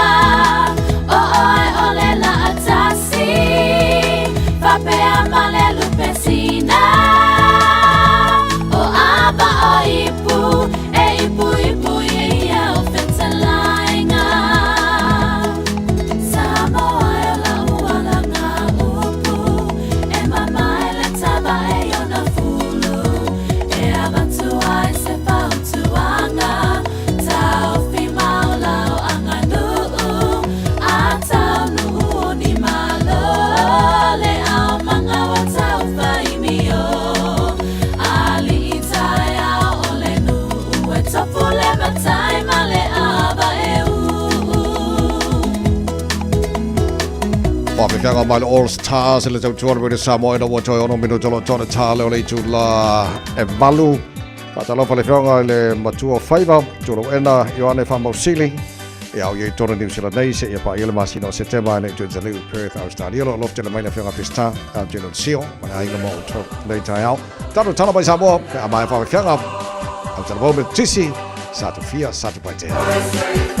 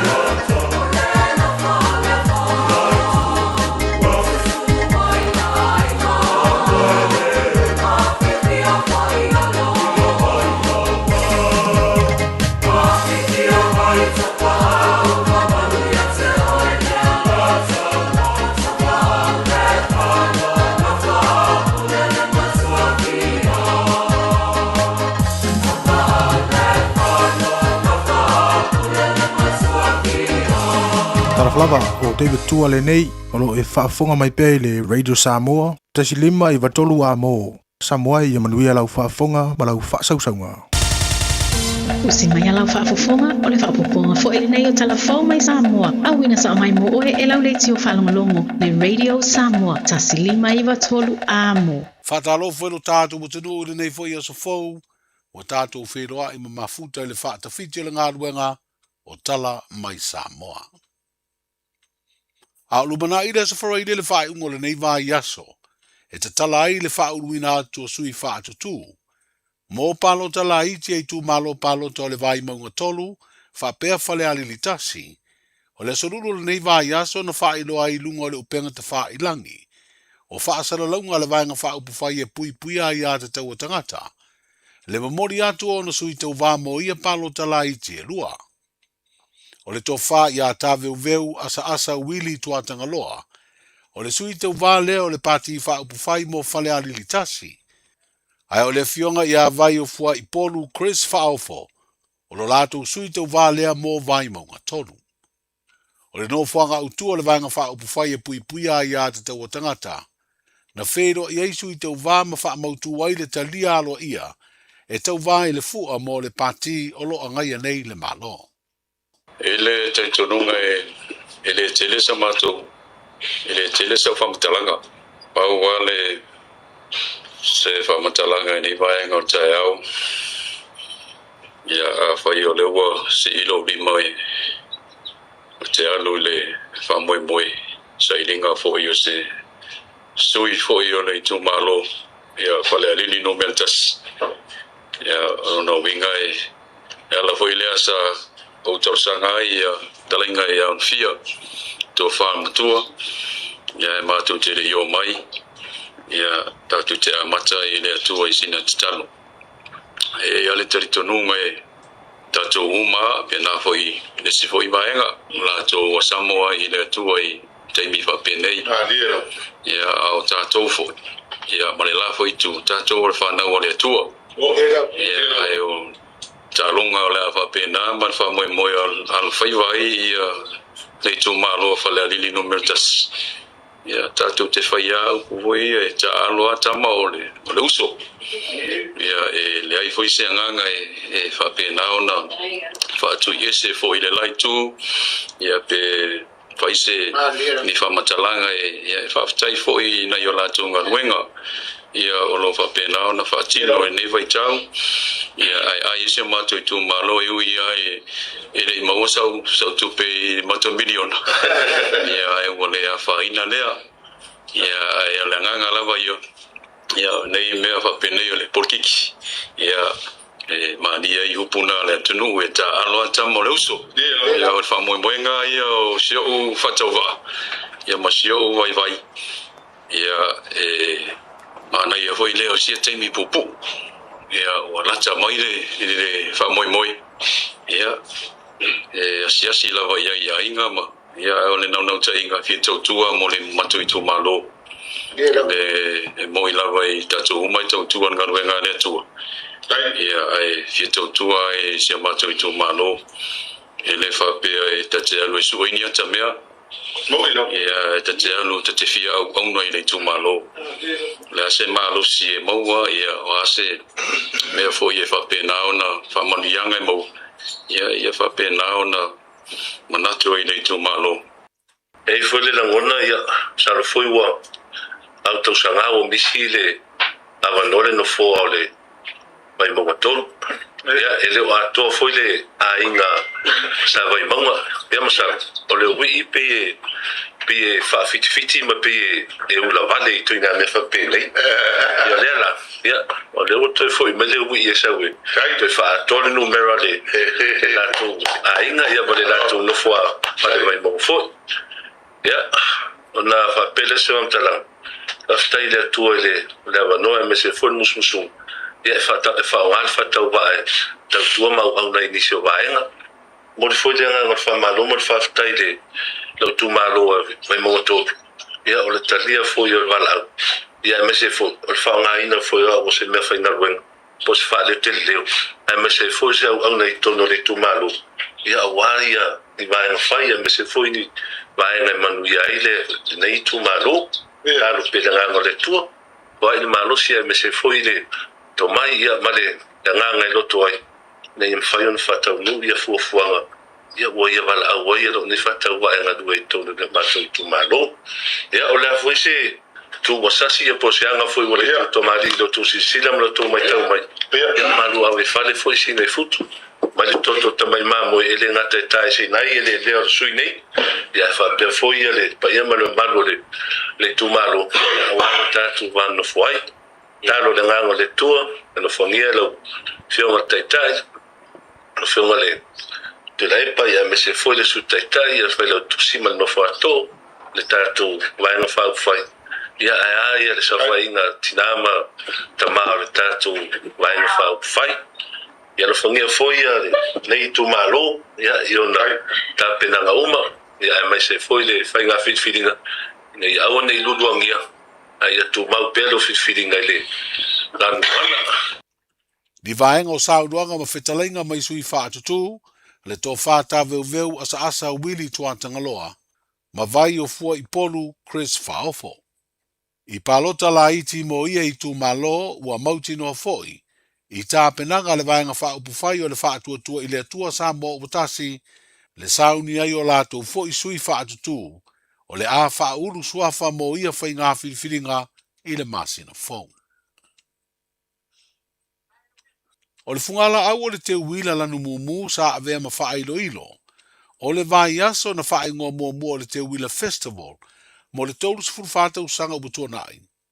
A ili suia o lea por kalame le malo i le ngoa fau o le Measina Festival, ua avea ai ma whaeilo ilo po le loko, nisi o Measina o tātou tūmanga nuu, e pe o le fue ma le to'o, o le tuinga po le lauwao, o le nifo oti, le tānoa paru ava po le laulau, ma le iputau ava. O le ata tusi o ia Measina ua avea nei ma whaeilo ilo, na whaalau iloa e le malo i se sauninga, na whaia i le mauta Samoa o le pūlenga o tangata tā whau i le solulu, le ana a wai le pāle mia mala na kāpeneta, ma le au wala ulia. O to mua lea whaalau iloa o le whaeilo ilo, au lumana i aile te talaino le vai aso o Porkalame o le Measina, i le aso sā muli o le Masina le nei o kuso. Tōrus furtau sanga taluai sa tātou tauawa mea mai ai le whaatuina o le tātou Te Wila Festival. Mai le mawhai ei fō ina whaangalo ngā ruenga le lei sa whaatino i le nā teini. Tātou whirwhiri ai se fungala au, tupu i Samoa, lona lanu mea mata o na lau umulo na fua, tā tātou whaongaina i mea tele, e avea ma tātou fungala au, tā wele tātou watunuu. I whalanga mai le Pasifika ma le lalangi atua wa tofu al Pasifika ma na fungala au. Sa tātou whirwhiri ai le Te Wila, e whai ma tātou fungala au. Sa tātou whaungaina le te leo teimi, e tapena ai le atunu i so se whalapoputonga, po so se occasion whabitoa.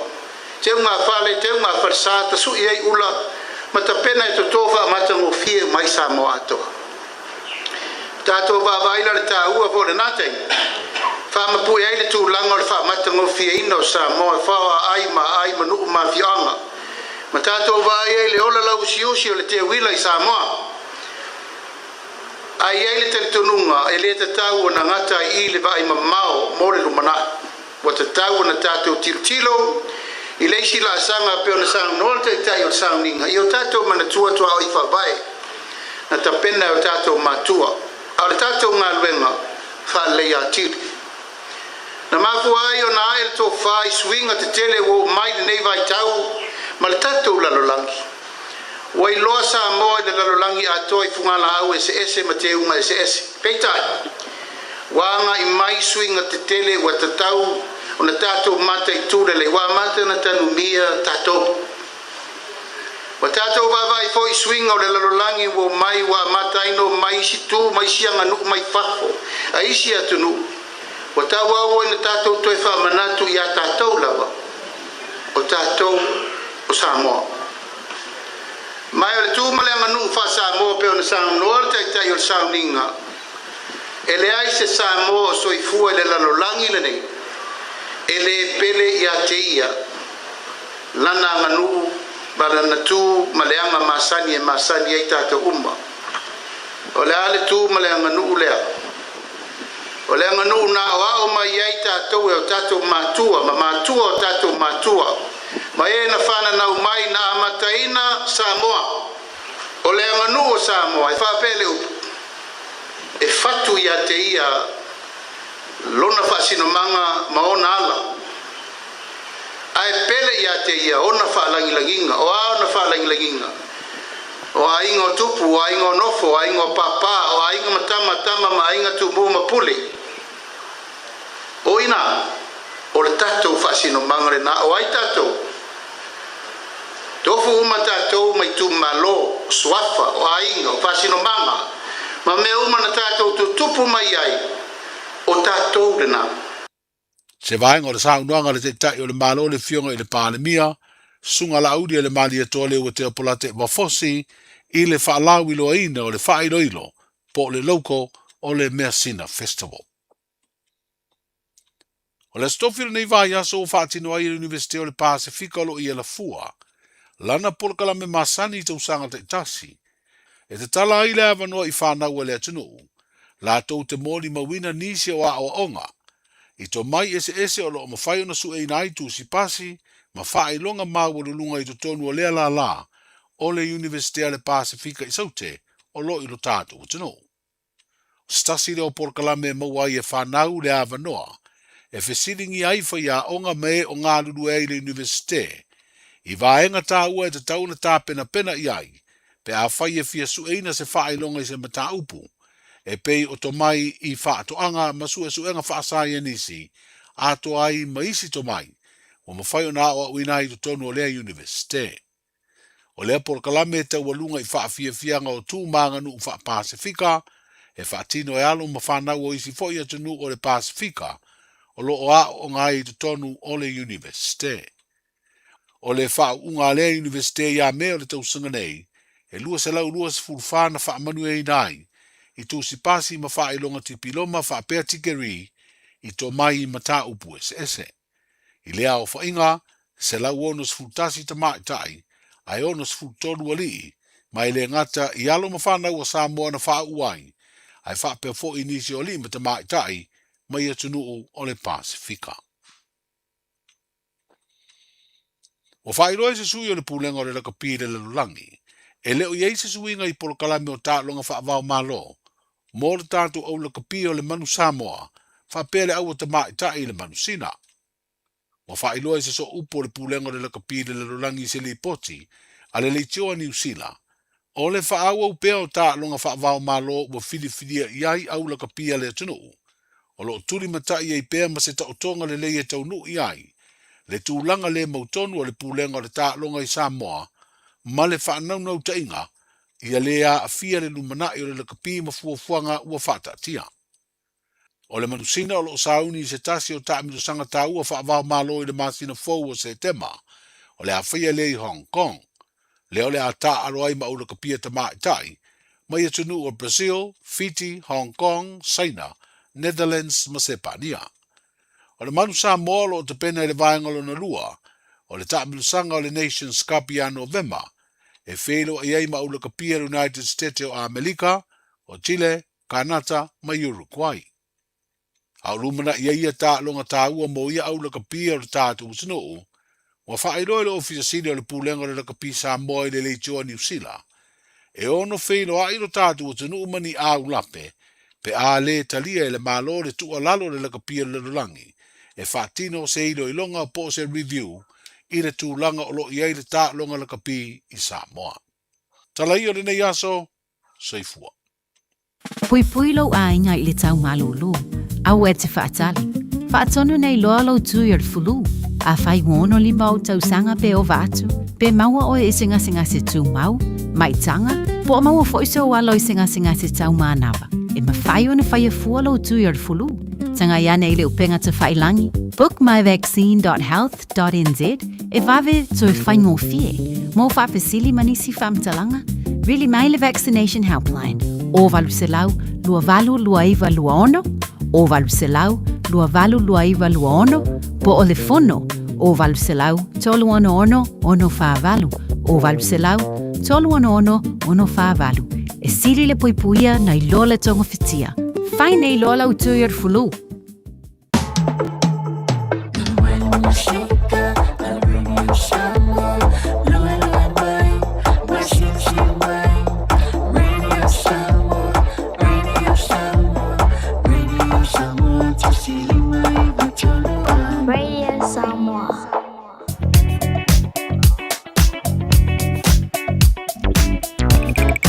Malolo sai malolo foi ave tavale ele nei taimi ole taia o lo tu mau ona so longa le me o malunga wala le se fa la vla le te mai le waka ko tahi nei taimi ole taia na pawa ole mafi fia tele ole pua ole tau pa tu tau felo lo mal nei taimi ole taia ia o vainga na tau slow oil traffic tele vainga o Aukilani ile nei vainga ole taia fo le se fa la vla tu mau ona pisi lunga wala o taimi fo nei la wa matana mori foi nei whanau la onga, so after battle tu lalo lava mara wha manatu al tara pokalame, wha mon mole also ona wha sao ina lo sai vaenga lo kolo se nei tamaiti.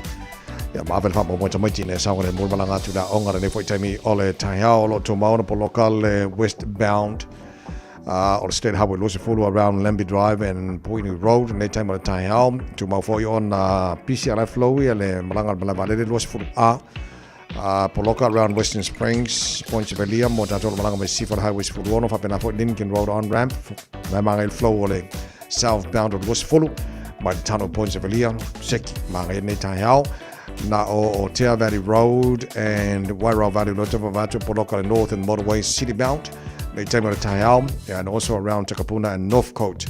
Also mai tua resipito le Highway Furuvalu, also my Green Heights. Pasi mai Green Height on ramp, fasalo mai ai le o mai whenua pai. Fasi poloka nei bango le taihao, link mara se furuvalu se furuono, seki nei taihao fau. Ja, male around Tip Top Corner, Mount Wellington, Ellerslie, Penrose, City bound State Highway 1, tu mauna poloka e nei bango le taihao. Lunga na wala, male tu langa o iai, wa aia le, o fasi mafia fia nei taimara taihao, whao jauta lei, ia tātou avita vale nei taimara taihao fau. It's simple, it's quick. You're closer to families. Sending money's now made easier for loved ones in the Pacific.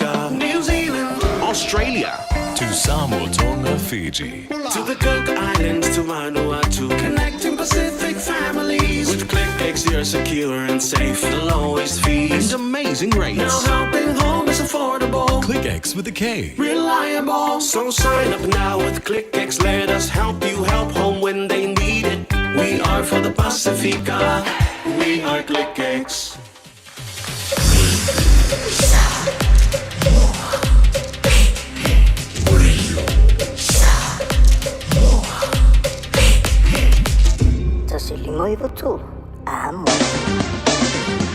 Malo whafteira tino la mai momana whawhongara nei taimara taihao. O le mai ngana tamare nei le tala o le tau. Pa mai antu au sia le luas fuwha. Marunga le vevela le esa mo te leiva.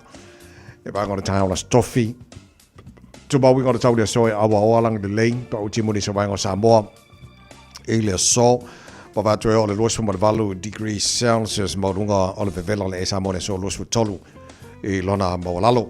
Ja, toi fatalo fatoi foi panga umalava America Samoa fa pena foi Samoa lo tata mafuta nei tema le tau on Facebook ma YouTube o Samoa fa pena foi fa fonga ile fa mo tasi ono tesi tasi Samoa fatalo fatoi nei tema le tau malo lava se fu maruia fatalo fa malo le tino la lampa pa auso svanga Australia nei tema le tau malo lava se fu maruia limolo ile malulu ile la mo Canberra le vanga le tau wingo le tau Canberra le mo Pasal na awa lang le ni so time is for fitu mo runga maru fa mawina mo ne so forward time to lia pasal lo for malo le tino email pone ka maru du ka ya fitu le maru du ne time mo taia awal popole la susul mata ngo file la mo tan to email pone to fe lo sfurono mo runga maru fa mawina bole ne stofi pasal lo for malo le tino isini Australia sfutolo lo il maru lu ele ne time ole taia winga fa mawina le tau le so o la fasolo na awa le tau se furu iwa maurunga na malu le efa mawina mo sini Australia. Adelaide fatala fatu nei taimi o le taiao, malo la versi fua fitolo il malu lu, ile nei taimi o le taiao, la fasolo ina susuru matango file la mo tole so, ma nei fo se furu iwa maurunga na malu le efa mawina mo Adelaide ile nei fo yaso Brisbane Australia, talofa, malo si fua manuia, sfutolu, le malu lu nei taimi o le tai au o wingo le tau le so le fasoro na awa lang le le tau lua se furu ma le lima le vela o ia voi coffee fe Brisbane soram kwa vela marunga na vela mo tanto Brisbane Australia Perth ma va tu sutasio ia malu lu nei vanga o le tai au wingo le tau I Perth Australia le fasoro na awa pa uti mo so taimi lang le fo ni so taimi se furu varu marunga malu le o le tele na vanga Australia ma tu lang o le tau I le fo taimi o le tai au Tama ki makauro o kilani no whanga whasalanga Radio Samoa Sifurua il malu luna nei vanga le tai awa vatu tau te atu le pua o le tai hau. Ai tu mawinga le tau le soi awa o lang le lei le tau pua o e telo vaenga o kilani e whasaro nangi maria ma savili mai matu si sifo whasaro nangi mai matu si sae ini so taimi o la o uli Sifurua. Wala maurunga na e o ele malu le efa mawina mo tātou le so tai au pe auria le awa o fo ilang le lei le tau telo vaenga o kilani Sifurufitu. Maurunga na malu lua le swa tai hau. Pasoro na awa po utimo la sto na awa lang de leile sa lang de leile la so fu asa rosa lolo va yaso luma na ya tu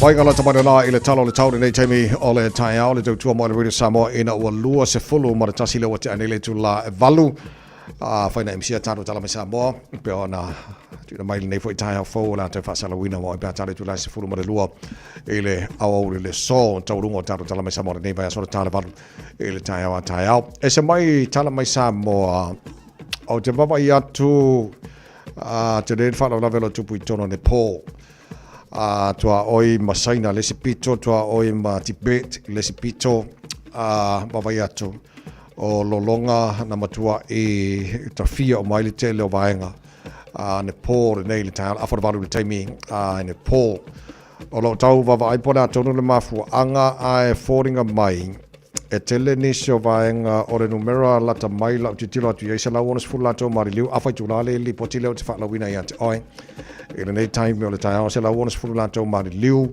mare to tele o lo tau sa ilia e vaenga umalen ta fia umar manosi o lo longa i ne po niso le potile o utitilo atu fa se la mal tolu la ia tu lisi po tourists e tolu se la fa su tasio la tau e mai atinu ese o le lalolangi so la utitilo atu o la tau mai atinu ese lalolangi e se la fa su lua ini tia tangata mai intia au isia mai isia atinu Australia Britain Malaysia Netherlands Portugal South Africa South Korea and the United States o vaenga o mana lo titilo atu o to telo tangata tafafau tonu I o le afia o mai fa vele o te va tola wa avela ta inga New Zealand a yen tangata New Zealand tono ne polo I e mana mira bala au o le telefoni o le vaenga o consula a New Zealand I Australia o te va tola tu telefoni 24/7 emergency line on a far Iva, lua o, pe ai tangata New Zealand, ia wau te leo lope tangata tātou Samoa o awhia tonu I, ai o lapta inga le leo ave New Zealand, so tangata New Zealand, o iei tonu vaenga le o telefoni nai whaina wala au, ia ona whaisima, whais te leo le whanau o lo tu le mai tonu le po, ia ona o le tulanga o le lolonga ma toi ta fia o mai le telo vaenga, ia le foi atunu o tua oi masaina I le sipito tua oi ma Tibet ia pe ona fa mawina o le potina na mawal tātou porkalame e le ne foi vaenga o le taihau a lo tau tu fatasia ia lau poto fa pito po ani mafu anga na mafu ai ona tupulea fa na vetele I tono ne po a oni sole potina mawal porkalame ne po o tasi leo atunu o lalange tele ina a fie fa na fa na tura ona o lona tulanga o lo iai e vaenga lo lange telo na fia tu sai mali potio lo faiona baba ia tu le foi time o tai hau so o tu langa na iai o baba for my potio the US Geological Survey far magnitude earthquake along the Paul China border north of Kathmandu ia o lena a fia nei tai hau so o pauna li potio lo te va tu ma one time po kala nei time o tai hau a fia nei Paul ele tulanga iai ia o le whapunga ngana Britania flash Nepal flood wave e tono Nepal ia o vaenga o mana o lo o whapenan whamonia mai nei foi taimo le tai au so e se mai taro tala mai Samoa o le tasi le vaenga o lo iai le maftianga Ia lo I fo ia vaenga lo langi pe ona iai e nei fo tai au fo ala tu mata ia ia nisio vaenga e tu ina mai le fa lave ia mai se fo tu langa o nisio so swani fa ona mo nisio tanto ni sile tonu le po ia vaenga na lo fa tu ina mai nei fo tai mi ole tai hau le tau mo ala Radio Samoa e na wa luas fo limo tai le tu la balu o si mai la mai mo la fa fonga o le fatafitio ne va so tato mo fa Samoa.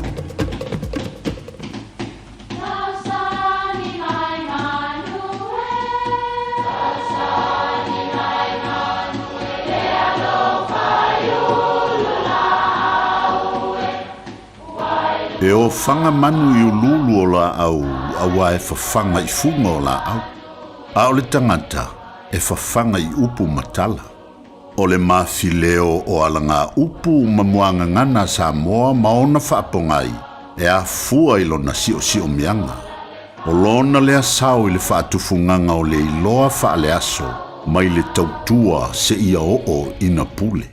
O alanga upu mamuanga ngana, ua lanto mamanuina le tō whamanino a Samoa, mana tua fo'i, e tāo fitau muli le atunu. Ua ngau le amo le polonga. Tasi lea mea sāntele ina mamai ai tangata Samoa, ia so o mawai. Ona o le amo mea mamafa mai le talaloa, ua sa le aini ta vale, ai wha moe I le amo. O le telefo yo ainga, sana o le tasi le tangata e tautuaina le matai ma le toa tele. O aso umalawa e aluai le maumanga e tasi le avenga. Ai au mai ai talo, fai, fafie, ma le ano isi mea. A fai ua le toe faia se mea na tinga aina ai o na whapele o tangata ua ngau le amo le polonga. Ua ngau le amo le polonga I le whainga o maumanga, a ua tele ina wha o ngā masini, ai leo toi wha moe le malosi a sonei. Ia, tanga I le mea ua whai ai a tātou maumanga I nei o na pō. Ia ua sea o na toe tinga ina se isi e taula lafo. Ua nā le avantua le vaila au whangaloa. Ia pe na o nā sāfo lele tau wha apupu te isi I lalo. Ia ua mwhai fo o na wha o ngā I le masini, po le moa vao fo I lea se le loi. E wha ala loai. Whai mai leo tangata, ua ngau le amo le polonga. E manuia lau wha sau.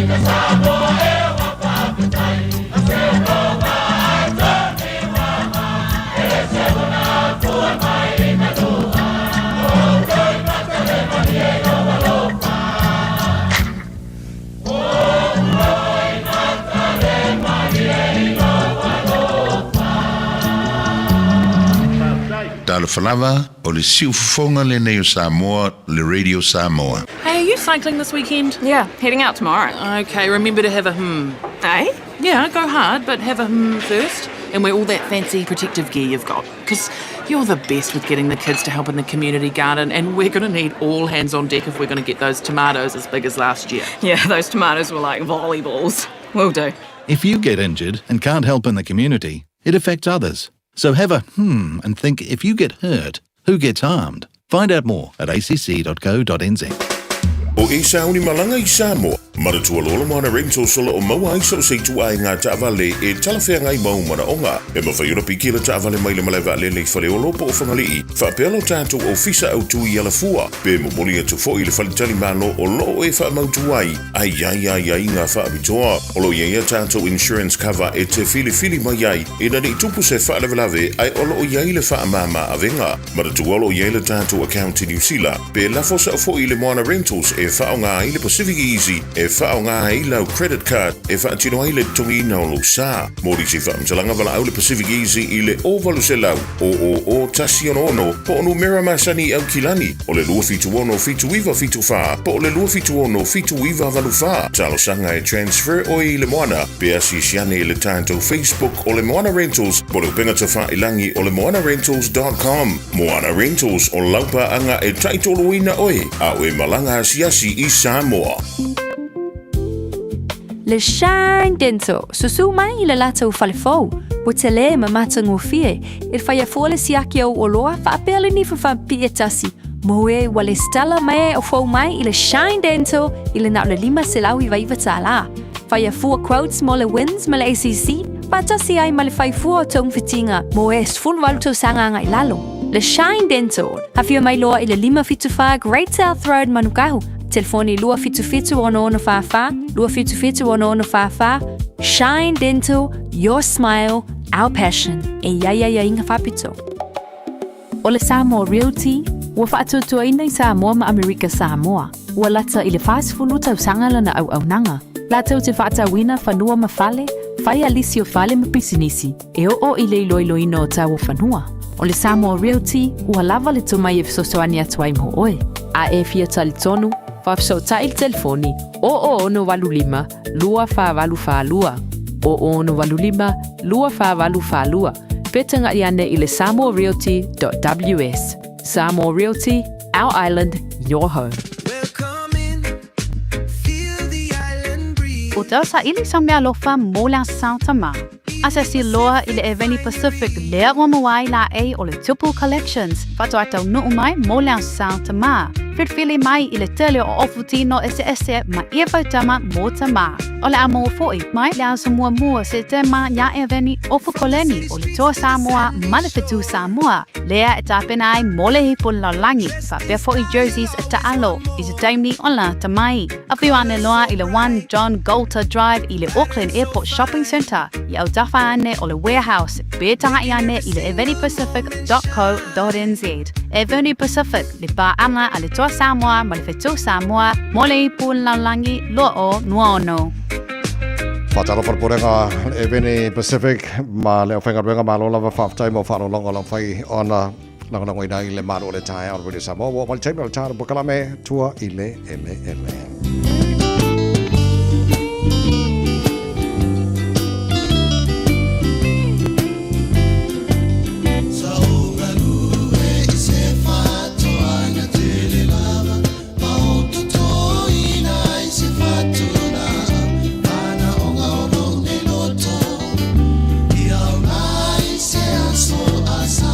Momonga o mai o tātou lau whai whātoanga o te tōle la au e wha fua mai a tai au na wha lango le I ai o tātou le tonga tāla sui whanga o tātou e nei whatala whātu lau whai whātoanga na tino ma tātou o mai fia te tō e le whakupi ma le kūkama ma le kapisi ma le leta sa mai si vaenga oma so sani ma le sunga atu lai paro pena ko pati le tāra bukalame a Stofio Veste tasi la sunga atu lai pa ma lona sui fua Fatalo fa la sunga ta vai ma ta to ki se fa lau fatalo fa sol pai mo malo Samoa I tu lang fa lu pulpeina o lo fa fo ma ta po kala milita ya malo se fo mo langi ma o po a ol me sorry ma kwa po a ari kai a ori mene wingi ya ta se mene a fa ngai la unga o le snow ale ke le frost le ke le a fa ngai la wa ia le ngale ko lo lai sai o po ka ko nga la ia ai li o ia ili simo ia Okay, malo whaftai mole nei tai au mole atunu o leo o malia marisunga tule pa ai se vai ngati fia whafsile na wala mole tatu telefoni tolu fitu tasili mai tolu so se vai ngati fia malama ti to ino la au o le pruning o la au por te wino la au la kai me koile la au la o mole spring e ma vai nga o mala fa pena ai te vai nga fsilingi ma fsilingi ta po kala me tulang fo le le flu bomb ya wa ke lo so se fulua ka wa ma ko ile pomu fa le ya ma ko fulua se si ya fa me to nga fo ma ale to se tiela fulu e umi va ya so eta ki tia fa la lo ko fa la se ki ile ai o le flu pom fa na tu to flu pom o flu pom e nu ta ya fa ta ya ale ni lo fa ya breakfast fa ta ya umo be ile flu pom la va tu le sapi o le flu pom e tasi fasikale kui fa pala pe tip fanini tasi teaspoon o le fiu e olo pe framalu pe tip ni foi e tasi le teaspoon o le manuka hani po so se hani lava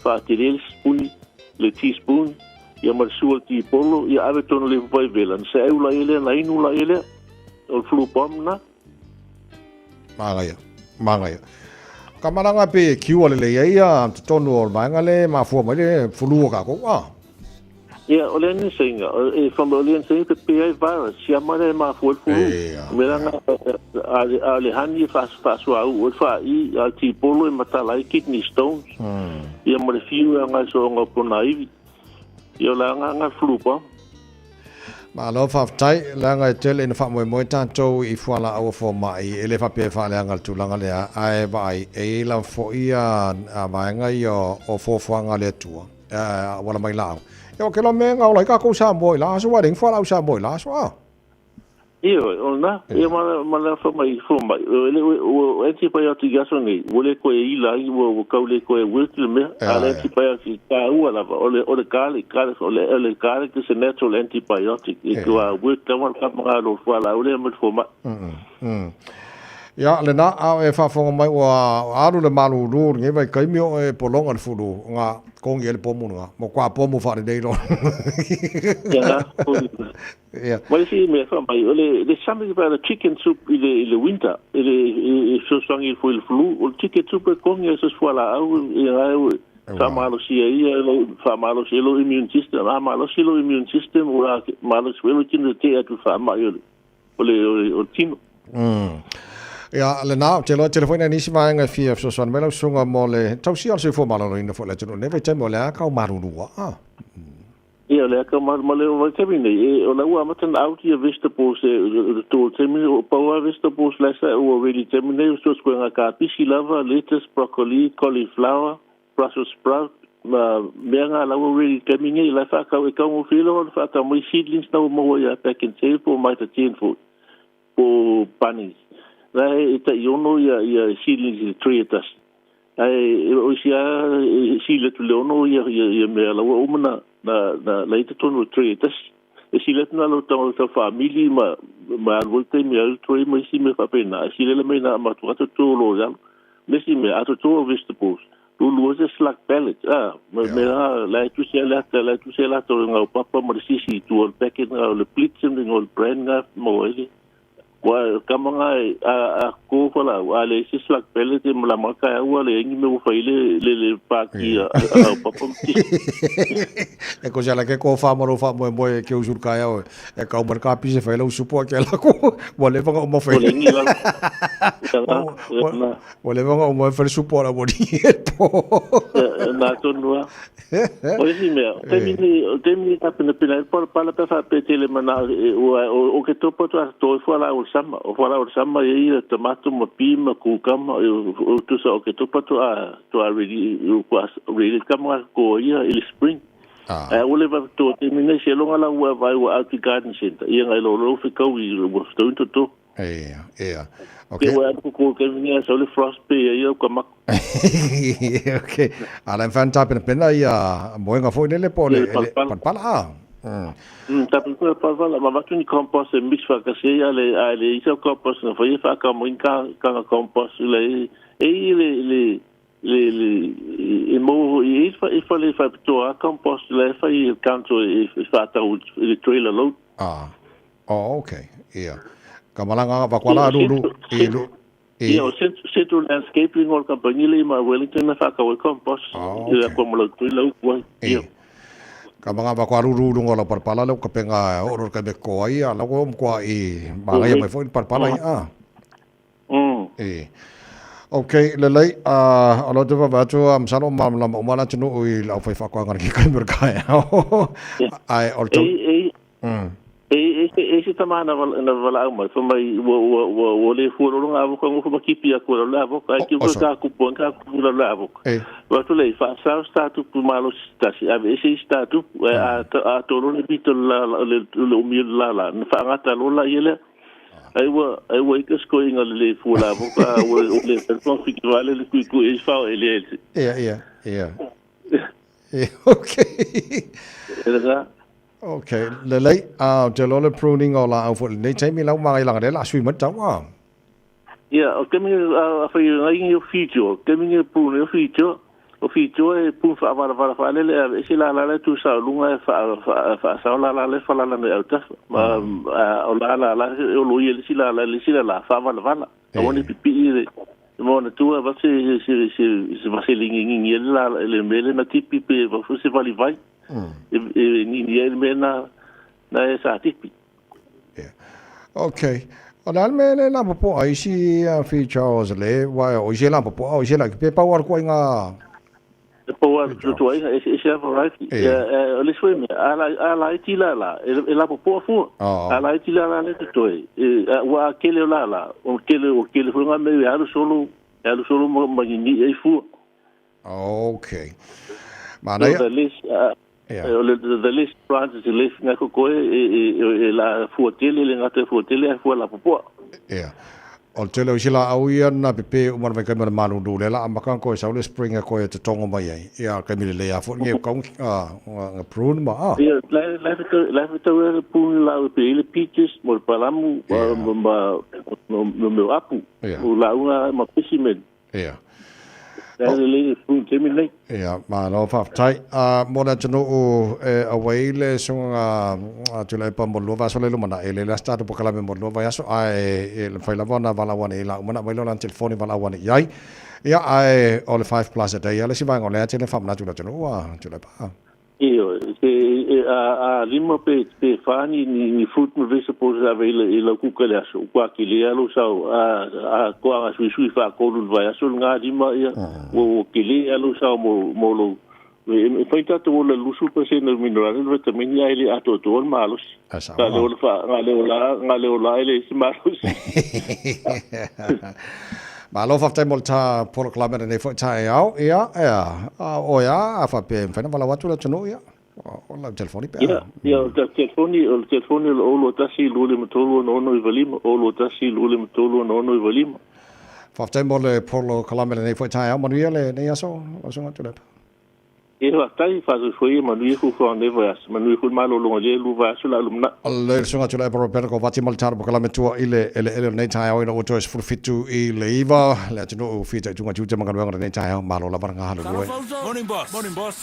Morning boss Chief hey g'day boss what can I say morning doctor morning how's your morning check you some Alonso para hola boss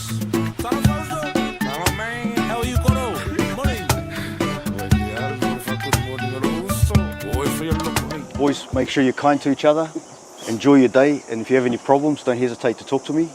And no more ai kai lafo, okay? Okay? I'ma taste it to sanga on the tattoo I've only.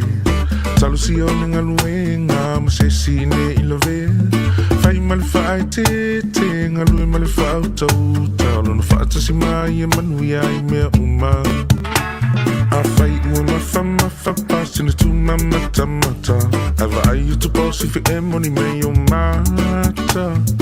I want if I mango colokila no time sa ope over my love pay I live lo mana o.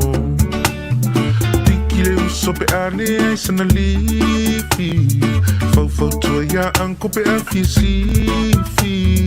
Ia eli mafua ila ulani si. Ma o tu fa samo ale au ingilisi. Let's go. Tatou, tawhai whamalo, whamalo losi, tōpili nei aso, au mole whau, ai i tau sawhia, i mua i le nei ngalunga sana vi inga, tatou, tawhai whamalo, whamalo losi, tōpili nei aso, au mole whau, ai i tau sawhia, Mana wa fifia Moi Au le fusia i le maso la falo O le malo si e le ai se failo Fa malo si tai titi tali si moko Falo i le leia posa e sa uta oto Aua Utu si pasi e sa ili e launga luenga O longa lu e fui ai lo tutongi Sa ilie pole so singa luenga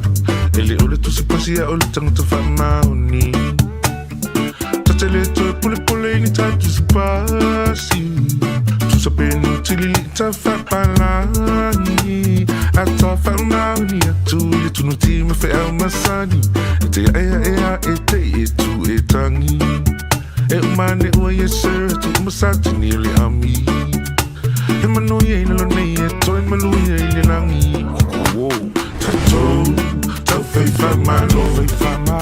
whamalo losi Tau pili nei aso, au an whau ai i tau sawhia Maua i le nei ngalunga sana vi inga Tatou, tau whai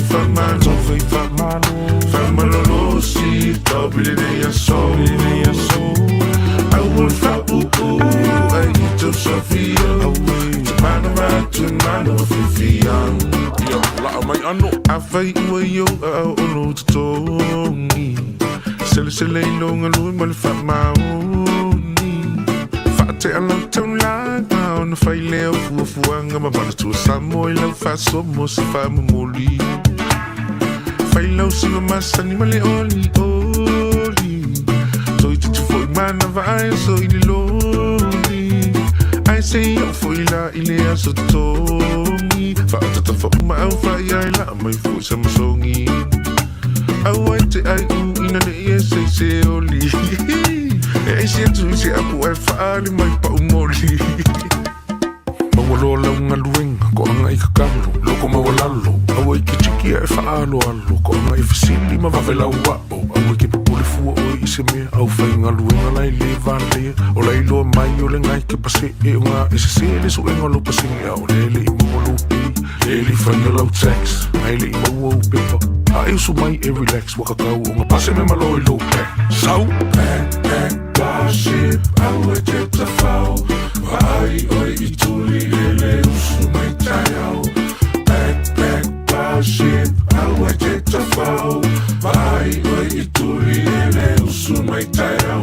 Mai a kile ni a skali E kau i a skivi o i whalangi Musika sika mali I le so i whiwhiloi Ka me ki sasi u o ki langi E tātou Tau whai whamalo Whamalo losi Tau pili nei aso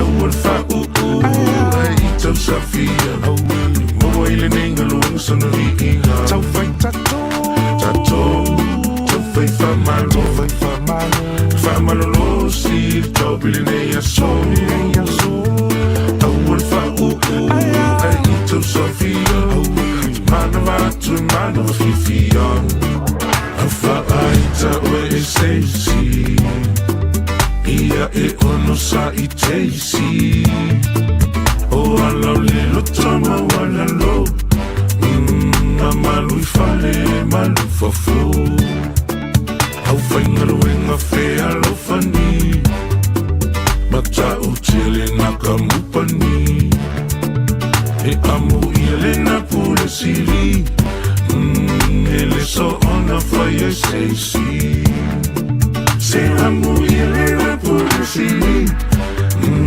Ele teitai fika e seisi Radio Samoa Taslima Ivatolu Amo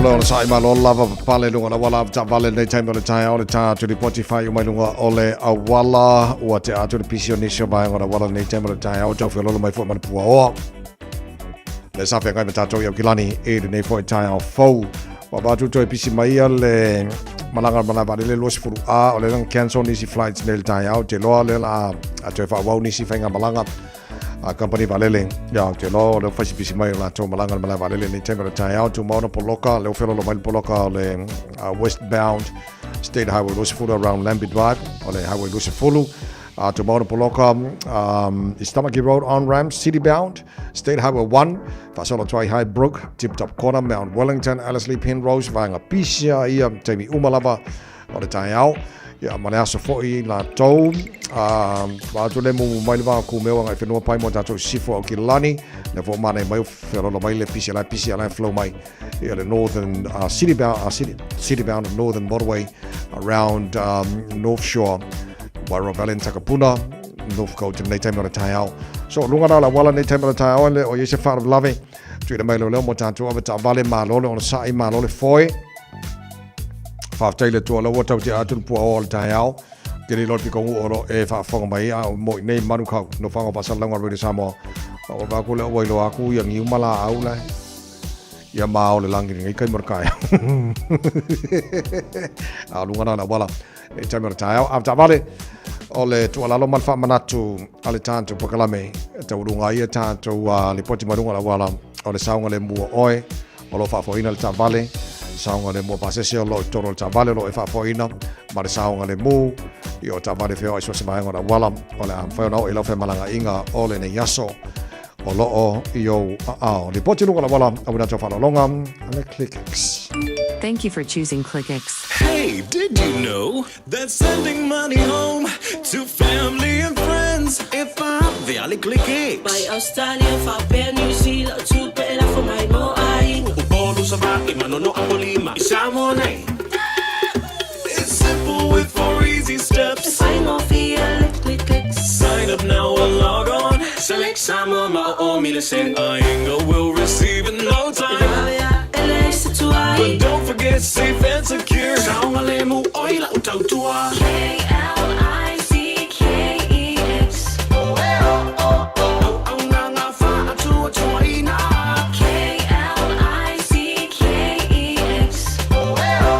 Fafang off here so tanga mainga. ClickX. Supporting Samo with our very best. We are ClickX. So fitu mino tolo talo le tulai vale tu mo re samo mo pokala me malo le tai au ele inisi fam talanga la tamai mo le fa la vele na liptia tu Nepal o tu mo se la wona furu la to ma liu mal to telo la tolo to salia nei taimi o lo to mo na mai le telefoni mo ta to nei New Zealand a inga po nisi fo I tono le vaenga o le telefoni o lo tu na mai ono fa iva lua o en faina wala wana e no mole sef swani so far no se la wona fulu la to mali liu to tele tulisi maisha tunu la lange lo afia tonu I pe ona ta o time o mavai ya ile ni si fam talanga tu ina mai e ne foi time o le taiao ya o lo tu mata ia pe ai lava ni si mai nga mai le foi fa lave lo longa pe ona yene po to oi mati bet le si pito to oi masaina le spito le na afia nei le te al valu nei taiao time a local time pe ona ma wel tanto por kalame to ora bino tolo tolo talo le tula eiva fa valo fa taile fa tasmai le to tuar re sa mo por kalame ma le taiao ta tu yene ni stofi o los fu fitu ia so kuso Tara fola wara dua fe lose fulu male ono sauri mai mo tara tara folu sunga seuli malau pe mai pe sena vai lau pele fai mai se meo atu pule ale pogai lau pele la umana mea fia ilo ape ai se ae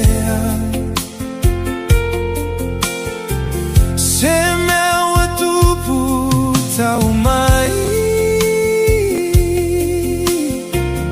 lau pele a fali mai ole upu e fai le gata Fasi au pupula ona mata Tau mai lau pele Hawa utele o ilo semea Hawa eteno fo tau na oe Hawa nei mutalota fa moe moe Talimai sei o tatalano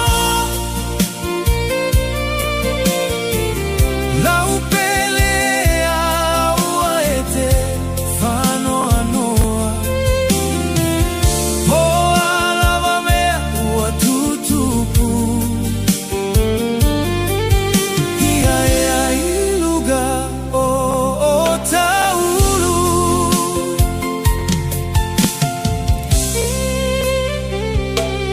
He tamusue puaina ile ala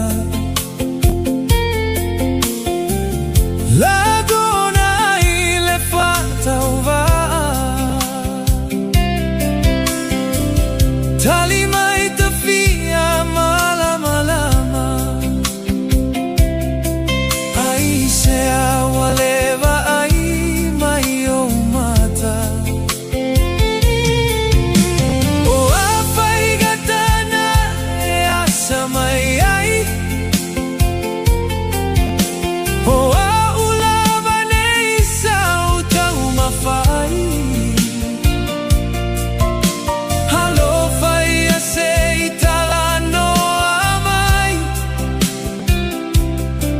Pea fai ua ele mana tu mai Tau mai lau pele Hawa utele o ilo semea Hawa eteno fo tau na oe Hawa nei mutalota fa moe moe Talimai sei o tatalano Lau pele aua ete fano anoa Po alava mea ua tutupu Ia ea iluga o taulu Mana tua asoa o tafeo ai Na tau ulima mae sogi mai Ia solele ma soleaga E mana tua pea ile angaga I fight for you, ai se sasi Fama galopea ua sala se pati Hai tatala mai ale avei Ua fai o e mau sei Tau mai lau pele Hawa utele o ilo semea Hawa eteno fo tau na oe Hawa nei mutalota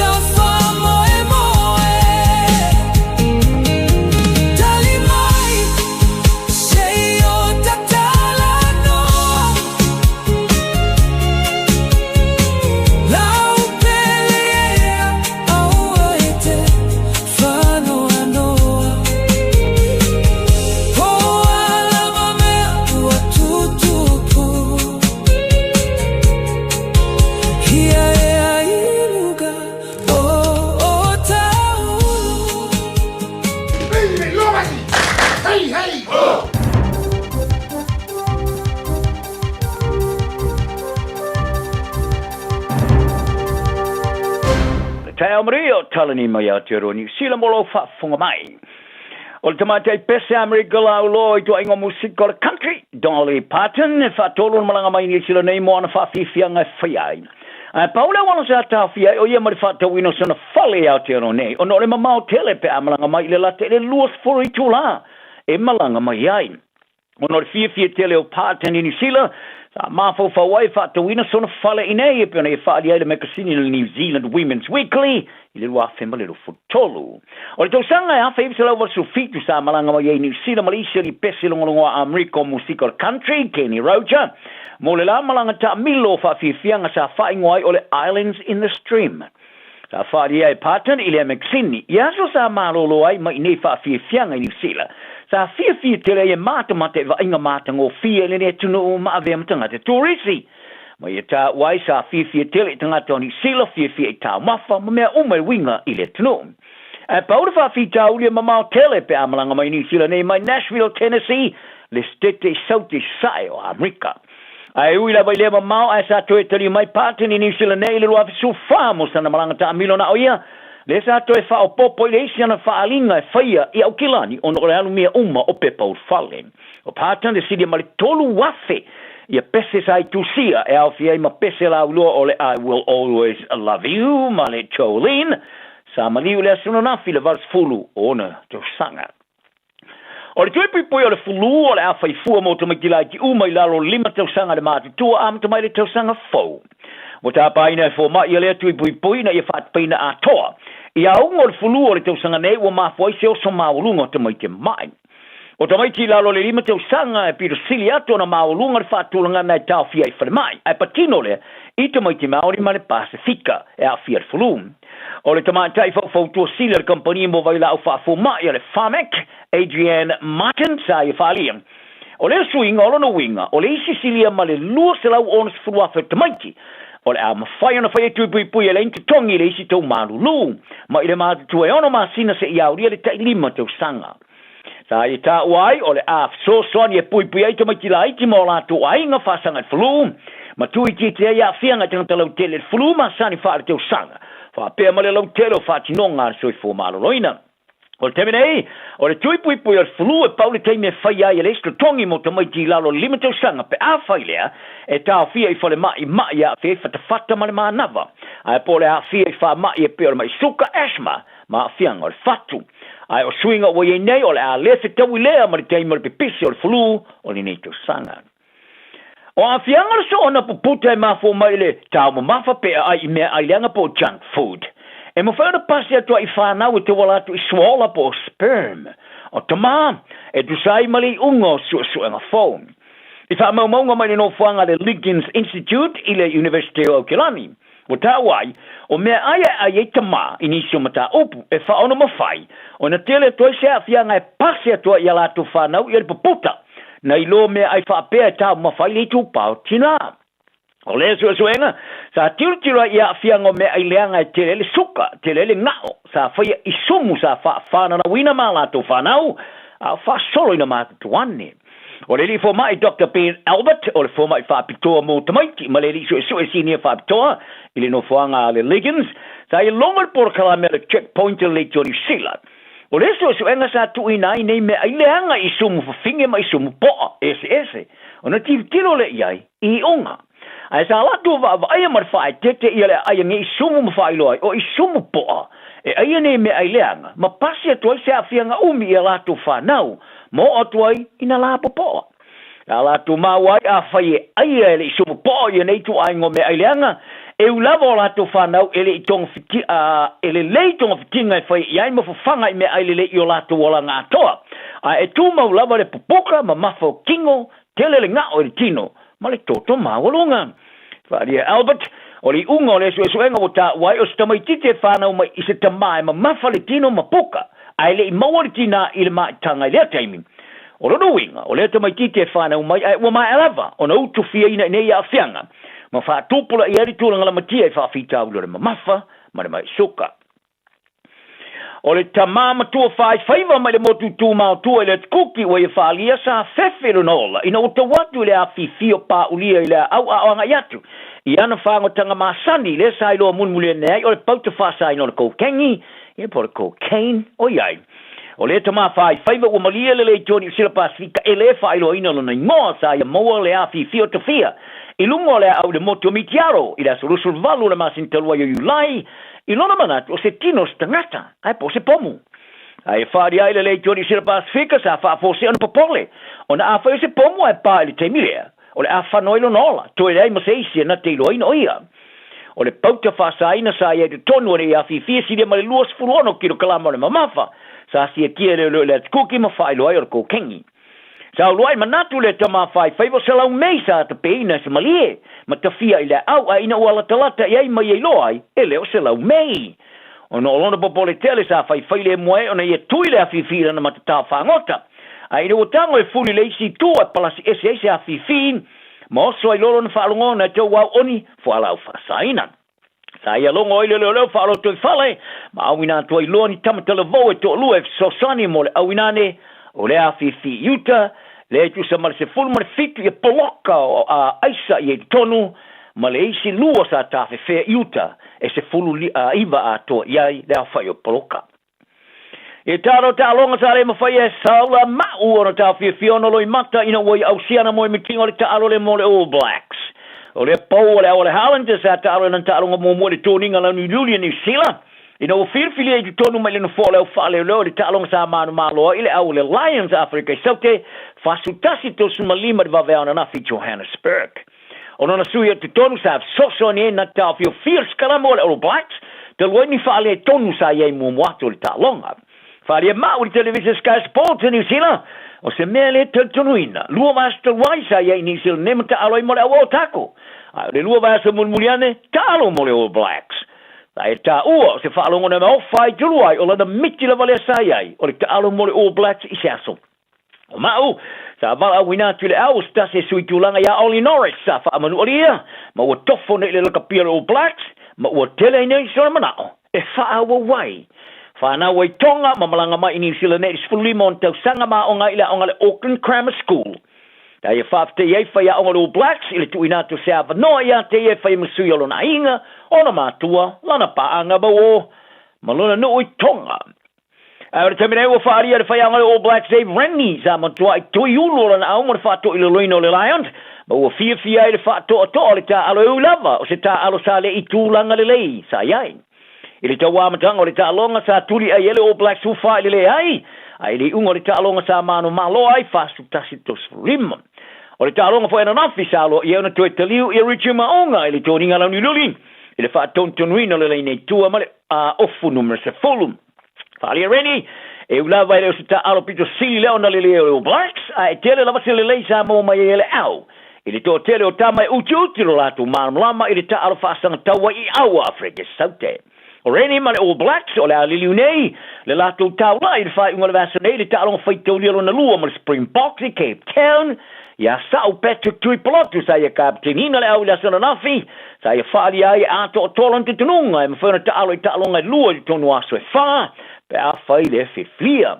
O Tuipolotu sa sui i le teimi mo ta'alonga na nafi, sa whailo ua ilo ai e to wau e au fiai, po se whailo lea ua ilo ai, e te wawe au fiele au mo te aronga whai teuria i la sosa.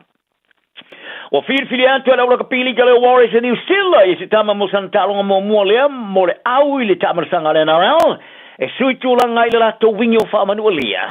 E tolu e sui ngau whai le Warriors mo le te aronga mani Newcastle Knights i le sa o le whasalonga luas fuluona o tama sanga leo whao popo iai ma le wingi tau matau i a luka lau lili.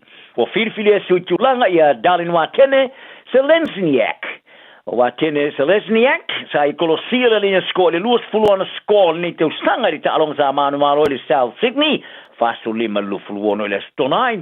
A betai, sa mununiane whai loa sa whaawawan te alamo sina teimi ma le pona ai, belo na ua po le collarbone e ngau, i le teimi sa lele ai, i le fua tuli manu mo le lina sko. O laulili, o le avea matamalona tolu sa lau o filfili i le Warriors, i le tamarasanga le NRL, ina ua mai ona sainia mai le kalapo le West Tigers i a Juni.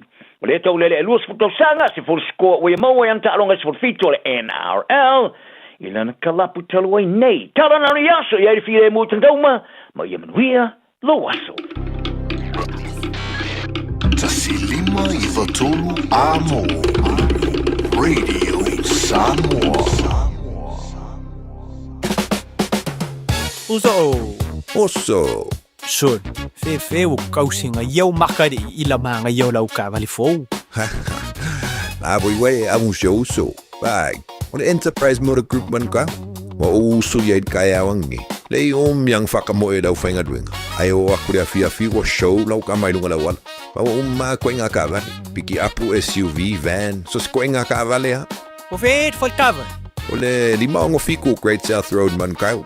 Pe vile le over se lau lima o dua konfa. Enterprise Motor Group Manukau. Sa ili, fili, ma ave loa lau vale.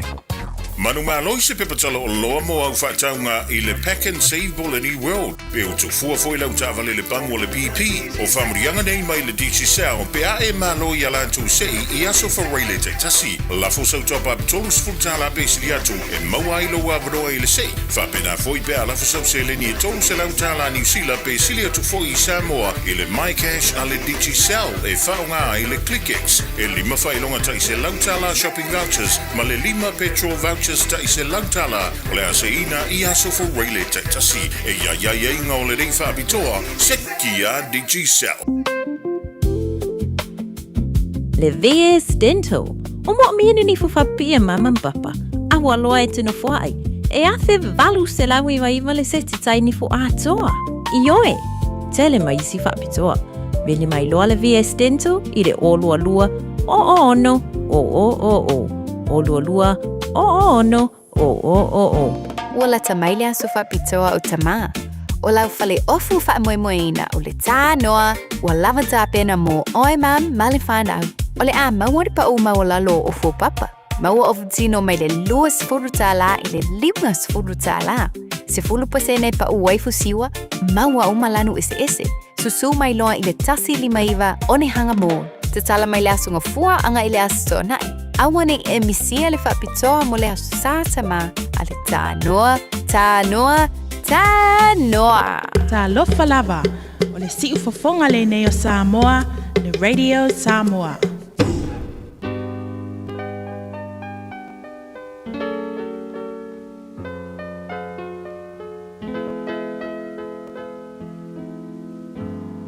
Faitauina le upo le poto no le tautua matavela linga Fusi and Sons Funeral Services i Mangele ma Samoa. I taimi o mawhatianga ma whaanoanoanga ona o le maliu. Manatua linga Fusi and Sons malana au nanga o le a whaamama avenga atu mo oe ma le ainga. Wala au i le telefoni lua fitu lima tolu o fitu.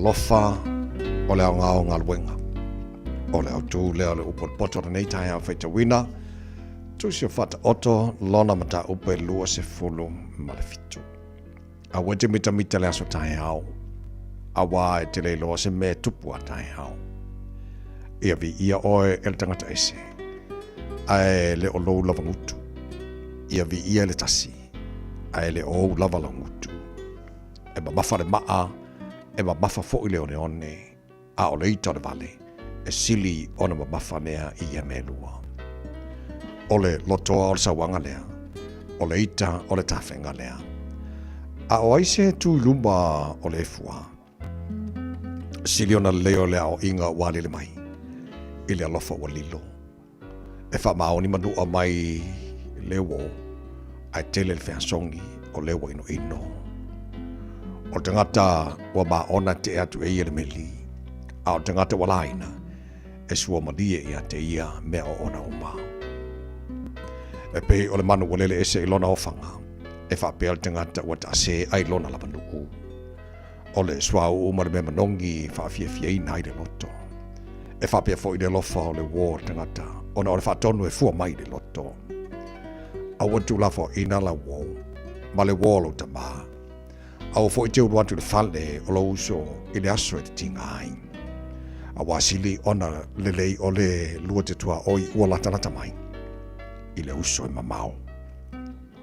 La watari i e. Ia poto oi. Ma e whaafia lo loto. Ona o mautali ei lea i le whaifai mai. O leo whautauta na te loa atu le leanga malafi ai. A oe o whaingofi e o atu pe i lato. Ona whaasala ina i lea. Ia e taria le ofu o leo whaimamoni o tangata ese. Ma ia taria lana mea tu whawhatau. Ona olfa fine ese. O leo whamaruia i lana wō male leo tele. O loo tūla i o ia le tae au lawa ta ua lea o le whetuu ia te ia. O le tuturu so o i le aso ua ma le whawhine whamisa e tutu sa ia. O leo wanana ia te ia wanana e ia le matangi. Ma le suahau ua lona lima tamatau e alanga mai. E mama ai le ua mea. E whapea fo i ona wha mawhana whana o le tangata i lana wō.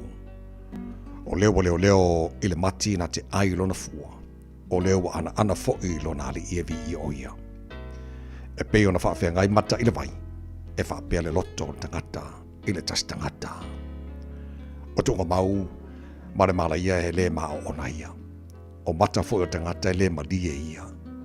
O le ipu e tunua i le ario mala o ngā umu e tunua i le auro. E whaapea fo i tangata i lona vi inga. E ui lava ina e tu i momo i le vale i le mea tu ia i le ipu e tu ia i mea. Whaatasi mara saito wa tu ia. E le te alona valea e a te ia. Ia e matua i loa tino au mamoi.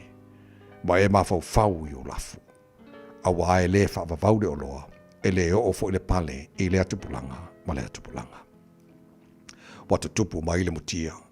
Ma ua i loa mai le wāmua. E whaaputuina fo i le wāoiti o maunga. O ta mai mamoi e mawai o ofu. O le tau fo i le whanua o otipo aia. E lava fo i suasusu oti e aiai oe e aiai fo i loa ainga. E maa ona e fo'i o teine e au auna.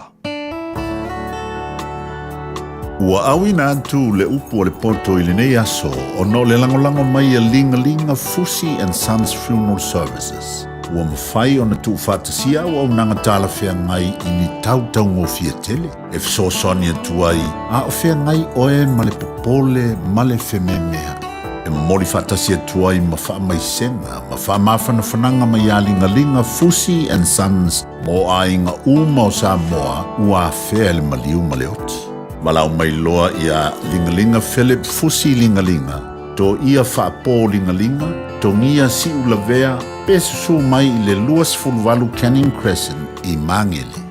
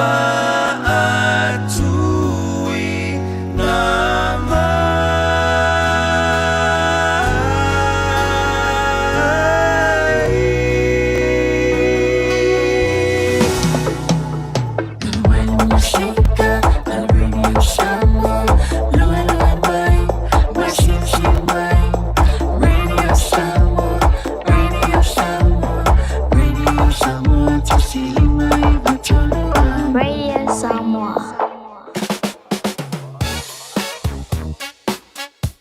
Au kilani saute. Sa ili se Samoa oe malo ai. O le Enterprise Motor Group manukau o lau fale ta vale fa moi moi. I tele ta vale matango fili mai ai. Tele le soani o lau fai ngā luenga mo oe. Mo se ta vale talafia ngai. Su mai i le 5 Quay South Road i nei manukau. Asias fo i le upenga ta whailangi enterprisecast.co.nz. Pe wala au mai i le oval selau 5 Enterprise Motor Group manukau. Sa ili, fili ma ave loa lau tawani. Rent to buy so falefou I polo keti ale Don Ha Remix Revolution. A whaio e tu fisili petenga fatia so falemotu. E maua fale e lua, tolu, pe whapotu moi au kirani atoa. Mai le 5 se lawi waiva afeta la. E ma whaio ne e vave whaatau al fale. Pea e Rent to buy. A whai afe lua se lau 5 sfulta la, pe ilunga atu le tupe mama alo ha inga le vaiaso. E tosele na malpei meni a matamai I leono se lau 5 sfulta la, I le vaiaso. E mawhaio na mawai masauta avalefo, ai e iai o na iainga. Wala au mai loa I le o valu selau, valu o, le rent to buy I le o valu selau, valu o. E iai inga matutu ungai whatatau I le nei avanoa, o le nono ina o tupe. I whaala mulango iai inga alfali tupe, o lai sene ina I lalo o le REAA, lua hafe malevalu. Le VS Dental, o mo miene ni fufapia mama papa, awa loa e tino fuai. E athe valu se lawi wa iwa le seti taini fu atoa. Ioe, tele mai si whapitoa. Veni mai loa le VS Dental, I le o lua lua, o no, o. O lua lua, o no, o. O e tau sa ili sino fuanga le leima saonga le mu, a wale tau singa ma le au tau wina o lautama. Ua mawawa noa I la esi, ale Our Kids Early Learning Centers I au kilani sauti. O le Our Kids, e whaavai anga nu o le Pasifika, o se si o manga e sefe mo le whanau. O lo lātou sa ilia fo ini whai aonga Pasifika, mo o lātou whale aonga I au kilani I saute, ma Wellington. Mo le lesi tala ino lautama, po si talu sanga I senga luenga. Pafso tai, Our Kids, I le ovalu se lau, 215 Ovalu se lau, 215 Malo whaftaina tunu I lau mai momala whaafonga nei taimi o le tai ao, le porkalame maru o le tai ao, nai mātua, pisi o le tai ao, le te penena nei whanau. Ia, mana mai tonu le o ke sene. Wa whai le piti, enjoy lau koko Samoa nei tai ao, mana mai o ke sene.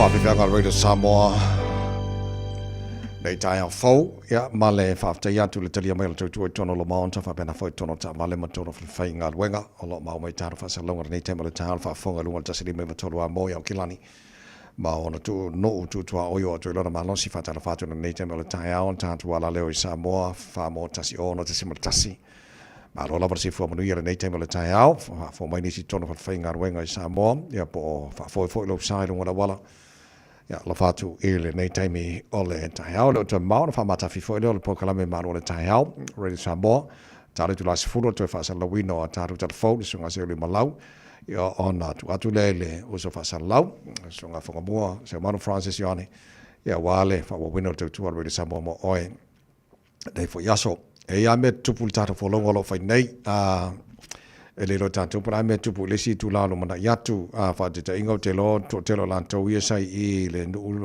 tu lo ne po ele ise sinema fo wina du ma fu e fa te si mar fa nei le vaveao ia por te valu le taimile alato ia ma fa pena ona tafi se o male te lo vaenga tu oi o ne po le si tu saina ma tu oi debate o vai ngana lena matua I whata mai ia nei taimi o tai au li potila ta mai pe amal to li mani usila o lo li patiolo o la vea I la tolo misima tau saidia e le taimi nei se la wona sfulu la tau mari liu tu sai male foi numero la ta mai tu ina mai e le sfulu minute ta wai o nai updates na o lo o tu ina mai le nei taimi o tai au so o leo whamani na mai e to lima tangata ni usila leolo afia la tolo to sa li temi nei o information o mane po famtalanga ia na tu ina mai el New Zealand High Commission ia pe ona maua le ne fo itaia fo o fotuaina nisi tono New Zealand ina ia usta ia tula ia nisi o ta yala ma fotuanga ia my authorities po la to umai tono o Nepal e tauna lato fai loa I lato wainga mani so lato wo e ale telefoni po a mai lato po o saunga de mu ia po mana mia so swani o le wawai atu tangata New Zealand ma pe te fo waini so nai ainga tato I Nepal na po telefoni lo tuna mai faina mala au masiaki ai o le ofa I vaiva lua o o wainga na lo te wawai atu lo o whai onu tūna mai mo nei taimo le tai hao, o nei ni potila ta mai lena e le wawai atu at least 5 New Zealanders le olo a fia e le au whainga la tau I olo tau sa ilia e le taimile nei So o lo iai pēr lap ta inga manisi o so ta inga New Zealand. Ia ma la tau fai o Nepal. Ina ia whamani o mal telo whamtalanga ma nisi o vahenga no whauntu na mai. Tamila nei o lo o tam fai fo ia le minister vai fa New Zealand. Ma vasa manei Winston Peters. O lo la tau so tai lawa ma authorities po pulenga i o Nepal. Ia me se la tau lo ngafa mga ruenga la vea. O nei whamtalanga la tamaidena. O lo whaina maua le tātou po klame nei fai taimara tai hao. Ia so o la winga la na le talalen fai nei le tai hao. O la tau umai o wa afia i vaenga le mesesi o la tau na mafo wina o le mele le la tupu. Nei le tai hao le te amsa pot afa le valu. Te lo le taimina le no bawa atu o lo wha mawina. Na lulu ai le mafui e whātesi maltasi. Whātesi malwhālo na manosi. Ia ma pei o le a mena o whamtalanga le ngara Poratania o na saren le malosi o tawhenga. Fo le ma tawhia mai le telo vaenga i o Nepal. E le tua oi masaina le sipito fa pena fo i Tibet. I le sipito peo na maua tātou pokalame. Le fo i tai au fau. So o lo tau tilo ma va aipo le atonu le mafu anga, but Nepal e tu sai ma fa maunga i atonu o laulangi o se tasi o vaenga o laulangi sili o na whaingo fia o na fia. E menei o whaalawlawe whaanatura, whatever reason, pora alawa le mafuanga. Ia o whamomongona na maua le tāra pokalame, e le nefo i tae au fau. Ia, o le tūlanga rā o iai, ma whaalawlawe whaanatura o lo whengai malalangi, e le nei taimi. Ia, o lo telea in whina wina fo i vaenga o climate change, swing o le tau o lo iai. Ia even though o la fo ile o te tonu ile o te lo tangata la to ile vaenga ia o le te tonu ngai ile vavai atu te le swing o tau lo afia ile ngate tātou Pasifika ia fa pena fo ia vaenga lo langi so Nepal mal tu langa lo iai o le ua fa mani mai nei tai au so tonu la ti tilo pe ai fo nis fam talanga la tamai winga na fo I fa lo love Nepal and for so na tu tātou proklame ia mo tātou o le alo sila fia I le menei o le masini fo le mwhaina e alo e tala iau tupe lau milionga lai ke au le wharkupe. E whoringa mai lau titilo atu maneso li poti na maua e le porkalame. E iei niso vaenga o le South Island. E le ini ala tu masini ATM o iei. E tala I tupe a tangata lo rimpe whoringa mai langa o ngal whaongi nā o lātou FPOS card lai whaonga fōli leo e whailatu whaatau matongi e lātou pili ma mea uma. O li potina o mā ua e tu sai ma whaamaunga na mai e le for A1 News. O vaenga o le South Island e le o mā ua le ima se masini ATM masionolo iai. E la vea I Haast, Tuatapere, Omarama, and Milford Sound. E foi la ma le motule Great Barrier Island. O vaenga I le ima se cash machine o iai e a la tōwia. Lon winga tama iai e te le ala o la tō whatunga e whakawai le a whaunga ala tō FPOS card E le whawai atu a whapeo te le rope alala nisho tātou sa moi vaenga le o Haast o le tu I le loan motu saute, stasi o vaenga o motu saute. O le telo la tau nei amana mia se masini e kala se kupe, pe amana mia se cash. They have to travel, pe drive se lau fasu 5 kilometer mai le ailea, whato a maua se masini. Mo la tau e alala I Omarama, e le wawa I atu. E tu se tolu se 4 kilometer, le mamao e mawhai ona drive ai. Whato a maua se masini. Mo la tau e alala I Tuatapere.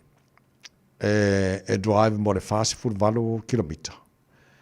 Ia whaka maua se masini e tala I tupe. Lona winga a kilo le fast food 4 kilometer. Ko ki a ela ko ngi au kilangi e ki alu le lo I Hamilton e so e se masingi pe fa pe o ka ulu la ka manga pe ea. E la tamba vai atu. Ona I island na fo le o lo iai. No, my way, for my about half of the just over 3,000 ATMs in tono New Zealand, own na non-bank providers. Lona winga ele o fale tupe umai o ninga masini fa nga tato. Alo titi latu amale afa o ATM machine le na ye matolu afe. O fa labo tonga bo non-bank providers. O ninga machine na.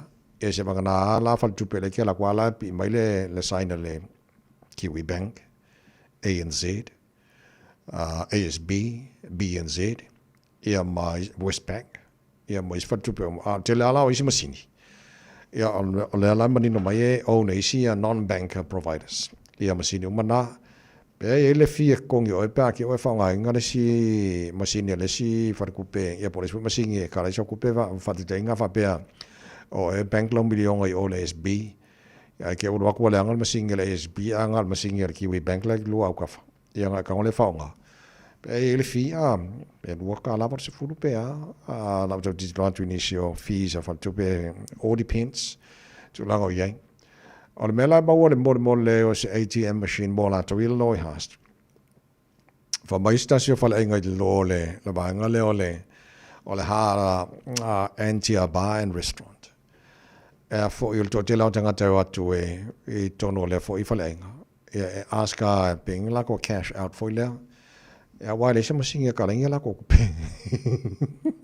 ka no fai ya ne vanga na ma sta o mana mana me fo la e le o ATM machines o mai own fa tupe fa pe le afa non-bank providers ya me nga le yengi le ki wa kon kafi fa ngai ku pe kala mai isi masinga ya o tulanga na ia so ala tau ti lo tu fo I pe fo nga mai se vanga na o mo runga pa sen o tanga tana no fo I lea pitonu male pitonu o mana na o ese ATM machine la tu pitonu tam fai on ti lo ia fa tu pe ma la ti lo tu la pe fo nga ma sanga la ko ye ale se masinga se me po le la ti lo tu ni so li poten mau ya tulanga na ia ia ai fa ti tenga fo ne me machine ia o ka le saunga le mu fo mo ka ko ke la ko kala mai lo milionga ala o le vang ba va ko nga o ia ai va ia talalau kupe mai o le ATM machine ba ai le ia mo lo kupe ku ko la ko ba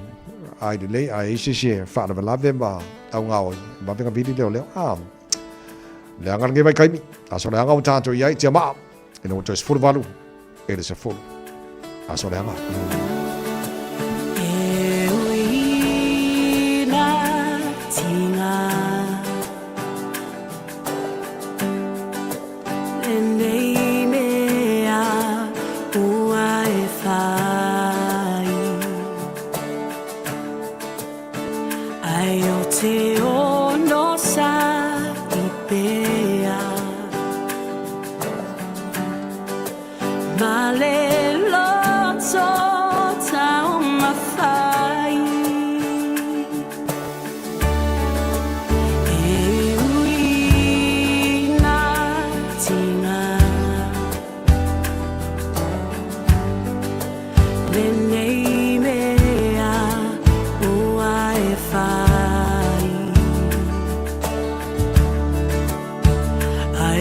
Te ono sa I pe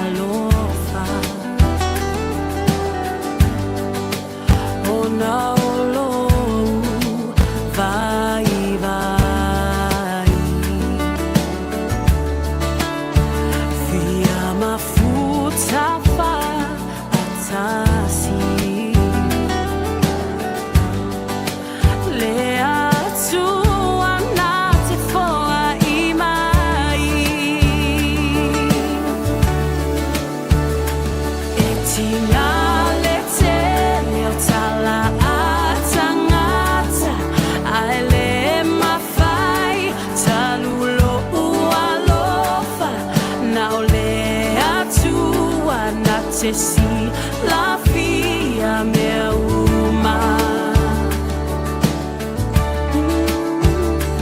aluia oi oe a soleanga o se uma lole tau tai o le vasa a tonu lava e toi ai sei si fainga tele awala le fili wana lepe tia lo ualo fafa amaoni Malelanto tau mawhai e tinga le tele tala atanga ale mawhai talulo ualofa nau le atua na te si la fia mea uma aluia oe a soleanga o se uma love tau tai a le vasa a tonu lava e toi ai sei si fainga la la la la la la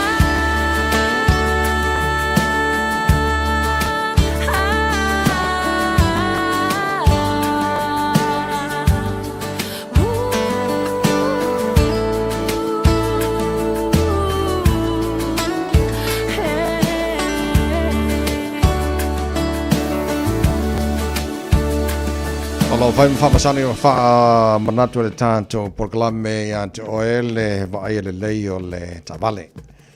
Te manjo fo le lei al tavale o le fa ola tu le taimi fo le ola e usul tai au pe maruru pe ma fanga nga piki ko asau mana ko mena ta mai wale lei te le lo va ai le tavale for service me umalava o le lei o pa o tavale se soani ta ofi ia mai si vainga umalava ki aku moli a kokoa a fidiki aku le indicator la mangaia sa kimo me umalava ai o ngalo yan te o te tuana ale tire world and auto limited o le ala samo persona Victor lo fate smart time to le potem lenta Victor ma lo lava si foso ma lo ngalo ya malia sunga savai nei tayao ya lo sai ma lo foi tu tu Samuel o tapoinga o se la ma futa mai to no mota malao du ko ta vale ya po to pro pasenga luenga ya malo la vale insi ya to malo super tema malo Victor so le puo o yang er kai au me foi ngai le ka vale foi ya mo ri fap ko mo le puo au ya lindo a ka ta vale la ko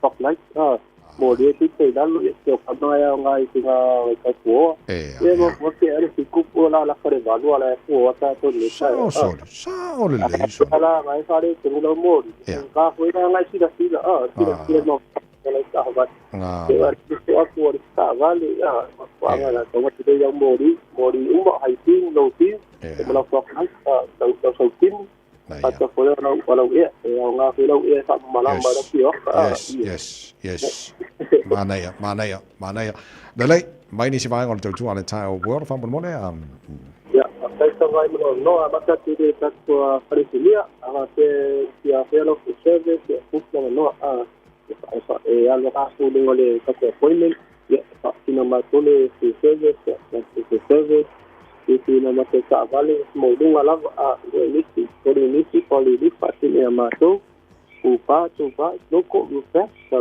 veo interview ta to para como hacer los vale ya lo spring ya aga pe fue ngave te mo lo fa mo la lo se patine ma to kena kena pale te no sa vale se tenga mo la vez que no me la sport anga we pasi pala wo ya stand ya ma to ya ka umel ba ko anga na wa yai ya fa pe foi wa de anga se me lo sa vale ma sia de la vea ya se va pa ila ya ma to y se pareciera ese macho que hacíamos vale Ate yu, ai sama me matou, mai sola mo tiki ko nga sai pa piste so tavali.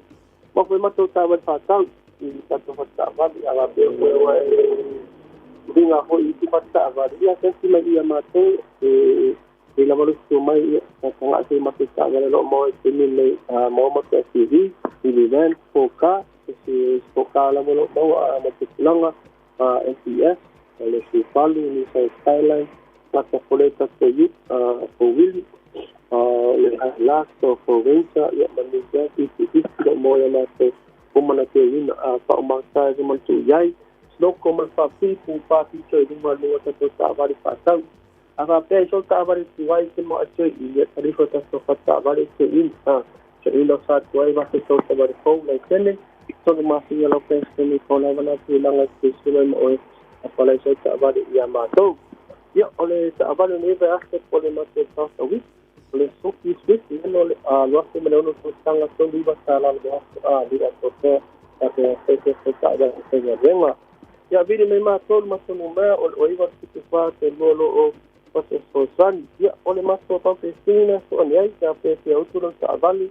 Ya mantuo nei haamu sa tapo lima sen oliva tasti gua tala valima ako piso le gua tala faano seno airport taxes polo airport card sono taxes para no mal pa uwi toro sa Yamato ngata ko imano toro sa aval ya tulo no tono taxes ari dala valo la ako se mamalo la vai ke por gasta Yamato ya ngata po le o visima so de LPC yo sudah bersalah yang ini kali ini kompetisi ya ini saya visi asal kompetisi manfaatnya macam ini ya anak ini masuk farpak dengan usaha dari polisi awal tapi sisi pura pejo usaha pak tuai mata polisi tidak dia mesti balik saya sulit nak dengan kerja semua apa pengacara tu sampai pemerintah sama ada ya itu saat awal ini mata polisi tidak dia yang akan boleh apa masa saya proses dengan proses itu terutama next implementation dengan sangat lain. Ya, jadi memang tahu ya oleh organisasi solution or proses soal dengan format Facebook ini memang tahu dengan format website saya nak tahu mana saya ni ada waktu. Victor, Maria Faival Nea so fafte fo mo lipoti nei fo itai au fo. Ya, Maria mai lo fa fonga sa mo mai lo awa tu lo lima tau fa to fa. Al ta maro ta na mo les tofi, mo le tu lo fafte tele lo tala mo lo tapo inga mo lo fa fonga. Maria tele la vane yaso, look after yourself. Face to talo. Ia fa tasile tu mo ta fo lo ngone fo yaso to ona ni tawai meni so fu.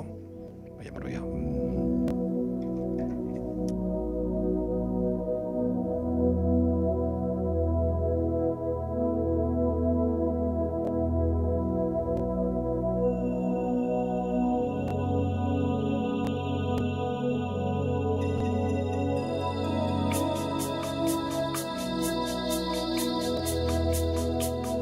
Yeah.